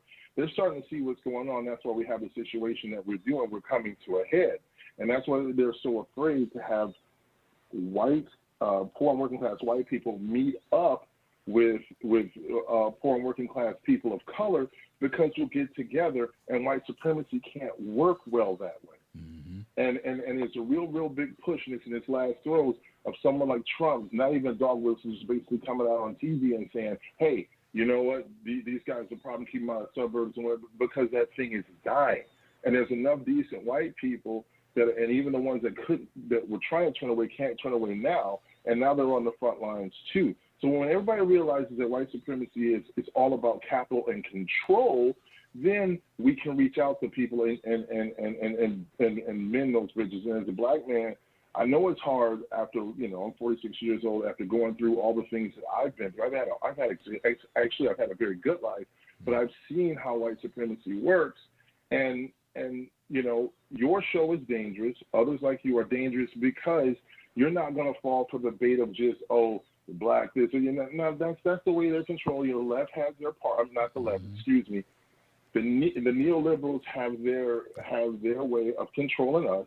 The Republicans have their way of controlling them, and they keep us divided. Now, if we start talking and be like, yo, the same guy that's screwing you is screwing me, and white supremacy was always really, I have a really bad byproduct of it, but white supremacy was always about screwing you. So why don't we come together and get this thing going? And that's something that can happen through voices like yours and other people on the internet. And I think your show and shows like yours are the future. And that shit is old. And Wolf Blitzer, bring it back down to my original point. I know I went in a circle. And their ass cheeks are clenched up real fucking tight because they see the future coming this way. And just keep up the good work, man. I feel like I've gone on for a long time. Fuck Nancy Pelosi. She's an idiot. Thanks for asking, man. I just started watching your show, man. I think you're great, bro. You got a fan in me. Thank you, Sean. You have a good night. You too, brother. Thank you for calling up, man, and reminding me, man, I'm not losing my mind, brother, because that's on point. That's what I've been feeling for a long time, brother. That's the direction that this channel has taken over the last 5 years, and that's the reason why. Because I always thought that if we could influence, you know, it's very rare that you have a show that is this diverse, that has a Sean on it, and has a Mama Alaska. Okay, that has an Abigail. And a Hispanic brother and a Native American brother. What show does that? Now, I know you say there's other shows like this. I got the most diverse show on the internet, and it took a lot of work, and it's getting bigger, but we're not diverse to be diverse, and I don't bite my tongue. And I try to speak truth to power every time out. And I don't care if people feel uncomfortable. You know what I'm saying? So, but I appreciate you, Sean, for recognizing it. And I appreciate the kudos on it. Yeah, I know they listen to us. A lot of them do. And a lot of the politicians do as well. They repeat a lot of what we say because we are the voice of the people. And particularly now in the pandemic, these politicians don't have time to go around and meet people. They're relying on the independent media to have forums like this. That's not controlled environments that people can call up and speak their mind. Hell, Sean, they probably listen to you. You know, this show goes out on the podcast. So what time is it still recording? Yeah. So you'll be on iTunes tomorrow with your comment, as will everyone else. Get what I'm saying? And anyway, thank you, Sean. I appreciate it, man. That pumps me up, y'all, because that is the future. If white people ever realize that this is an elaborate scheme to basically screw them over, of course we catch the brunt of that. But the primary victim of it in their eyes is to subjugate other white people, and they use us because it was easier. You couldn't hide. 413. Like, I don't know somebody who's Irish. I couldn't tell. 413. You're 413. You're live. How you doing? You're live, 413. Hello, can you hear me? This is Serena. Hey, Serena, you're live. Go right ahead. Hi, I just wanted to make a comment about Nancy Pelosi. She's really trending popular tonight. We saw the Wolf Blitzer thing too. She's terrible at getting her message across, but once she got all mad and worked up at him, she did let something drop that if it's the truth, it needs to be out there, because she said, well, you don't know what's in there. You don't know what they're asking for. Well, instead of doing that, she should have explained more. But she said, we take the they want to do is then they want to take away the child tax credit, earned income credit, and we can't let them do that. And then she went on to talk about the child tax credit. Not child tax credit, but the dependent care credit and child care. I'm not sure if that was part of it, but I think it was all three. And if they ever did something like that, if that ever got passed, it would never come back. And people would lose way more money every year in their taxes. It would never be the same, because that's for working people. It helps them for child care, and they get child tax credit up to a couple thousand per kid. up until your child is like 16, and that earned income credit goes to your 65 years old.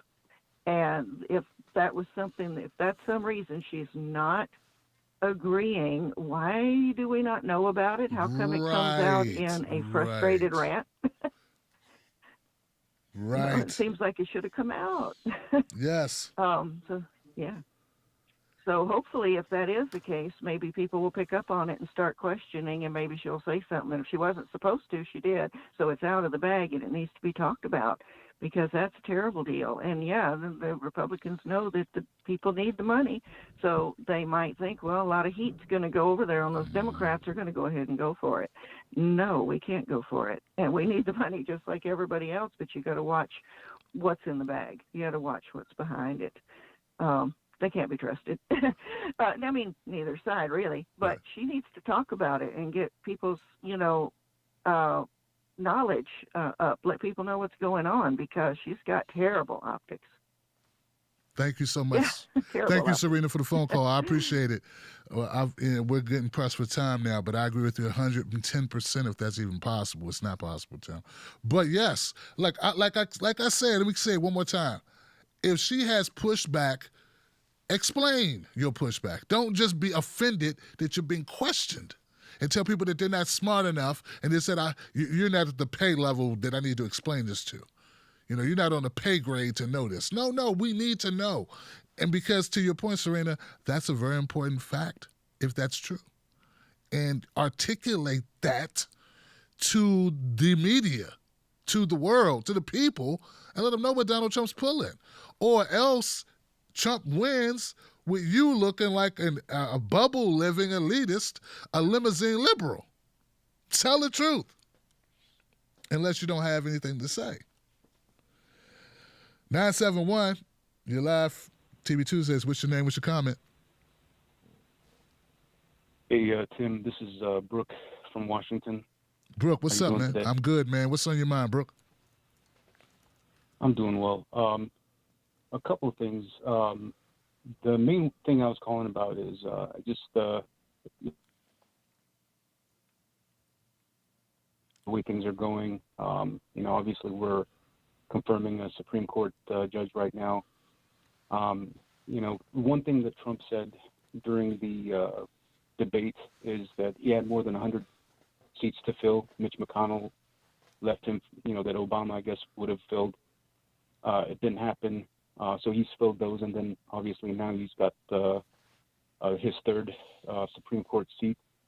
And that worries me that, this probably has come up on the show, and I apologize if this is redundant, but that worries me that, we're sort of ending the, most liberal era that we can probably get from the system that we have, over the last 30 years or maybe longer.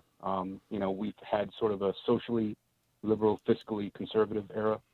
Before that, I think under the FDR system, you had for that time, socially liberal and fiscally liberal. But now we might be entering a socially AIDS. I don't know what that's going to do. If we're trying to pass policies that are progressive, like things on the Green New Deal, things.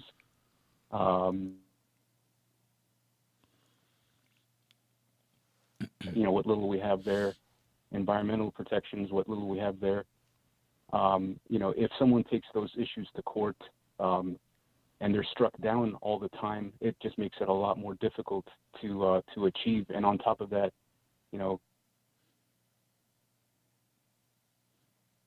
resurrect the marriage equality issue, and Lord knows what else is going to come.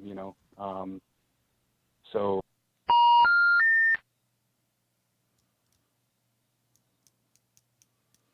All right, that's it, guys. I knew we were pressed for time, man. We had a lot of callers in the queue tonight. I'm tell you something. I'm totally impressed with the number of callers we had. Wow, I'm literally out of room on my paper. Brooke, thank you for that last phone call. Episode ended. There are people that were still in queue. We had another 10 people in queue to talk. So Wow. And this is a Tuesday. So once again, if you're new to the show and you had an opportunity to tune in, if you like what you heard, become a member of the Tim Black Wolfpack. Do that here or go to jointimblack.com. That's jointimblack.com. And join up for as little as $5 a month. Get you 20 shows a month in their entirety, just like this one you just witnessed, that you can come back and watch at any time. You'll get a link to those shows. Yeah. Wow. All right, so very, very, very interesting phone calls tonight, man. Even when we disagreed, we sort of agreed. At the end of the day, and look, and a lot of different viewpoints. So I want to thank everybody calling in from all around the country, from all different backgrounds, all different viewpoints. So what's up? That's what's up, guys. This thing okay? All right, so now let me go to Super Chat, see what the Super Chat people are saying. Let me read those comments out loud. See what we got. Get out of here. Viewer activity. You get any new members tonight? We carry signs now. Thank you. Bernie Sanders, donate support Shahid Bittar. Shahid. Erica Myers, Nancy was about to transform into the woman from the Thing and crawl out of the screen and take down Mr. Wolf. Creative. I like that. Otis, we need a candidate talking about the 3 basic human rights demands: end police brutality, end mass incarceration, reparations for the descendants of slaves in America. Kelly M. says, Joe tweeted today that the stimulus checks were handouts, and Americans don't want handouts. They want opportunities. Screw that. I'll take that handouts my tax money is paying for. Never Biden, never Trump. She said never. He said it was a handout to get a stimulus check. Yeah, that's not what Boeing said. Okay, that's not what the defense contractors say. It's not a handout when you give tax breaks to the richest and to the biggest corporations. But let Joe let our government give the everyday Joe a tax break or a stimulus check in a pandemic. That's a handout. Nah, Joe, go to hell, Joe. I didn't read that tweet, but thank you, Kelly, because he can go to hell with that. But Dallas, Trump's records show loaning to himself and then losing money, value of property constantly increasing by the amount he mysteriously loans to himself. See, you guys are enlightening me. You guys are informing me about Donald Trump's tax returns. I have not delved into them.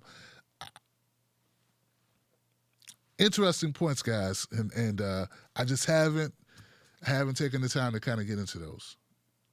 They that bad, huh? Roger Meadows. If Nancy allowed the Men's to Care Act to get everything for us, or came up with their own bill, or start a tender 101 or 31, I can't read anymore, man. Goodness gracious. Okay, so 10 trillion, not 3 trillion. Just 2 billion off at 1.8 trillion. We might get 5 trillion. Goodness gracious. Big Rush said if Nina Turner runs against Kamala in 2024, what up, Rush? That black girl magic will be put to the test. Nina will make the Democratic Party explode if she keeps speaking truth to power. You know what I'm doing. You know who I got. SNT. Roger Meadows. Nancy, I feed people. He should have said what? Ice cream? Good point. Let them eat cake. Ty says, I've had more interaction with racist people since Trump. Racists feel emboldened and justified as more than just America has always been racist. Cheryl Tyler. Oh, thank you, Cheryl, for contributing to the show again, as always. Roger, most Fed court cases are not about social justice, but corporate versus workers and consumers. I agree. Tax hikes on rich, environment security, securing public safety, health, media, never focuses on. Yeah, there's a lot of stuff they don't focus on. Goodness gracious. Roger says, UFC guy don't realize the amount of pro athletes who went broke and became dependent upon social safety nets. Count your blessings, bro, with your worship of corporate America. Roger, dad, daughter be a policy loyalist, not party loyals. Okay, yeah. That's right. We're about policy. That's right. Not party loyalist. Consuela Mora.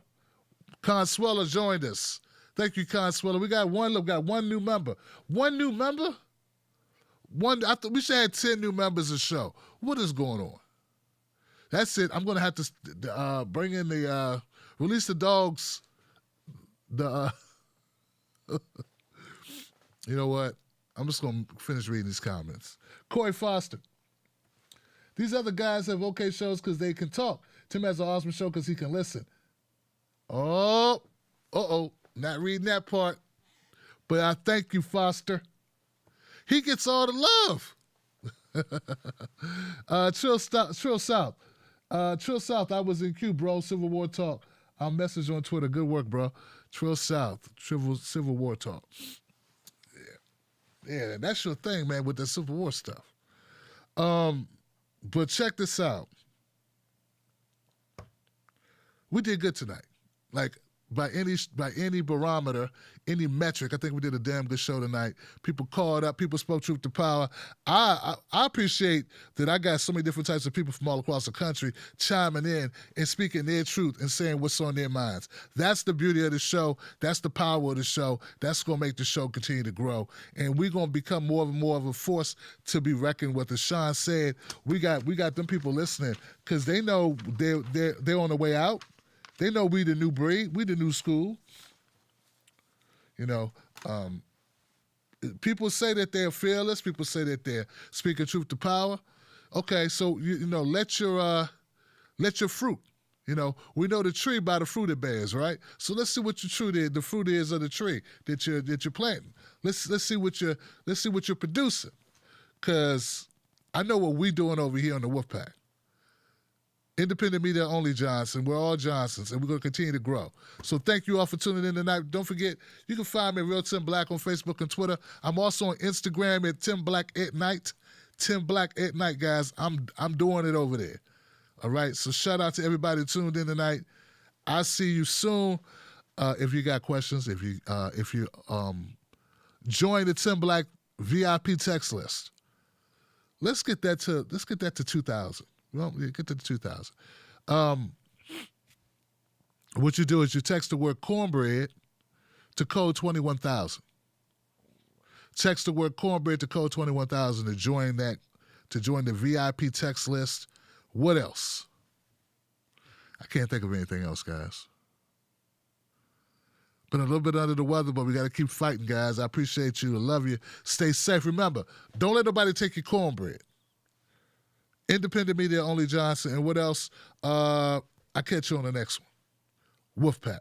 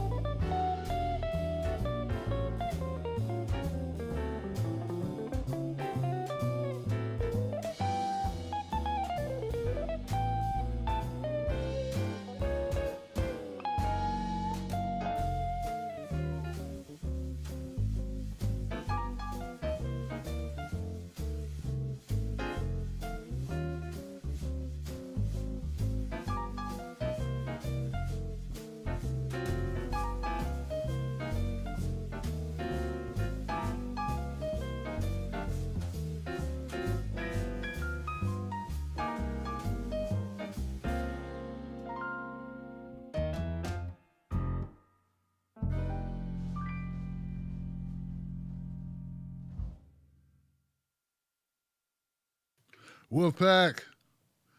Peace.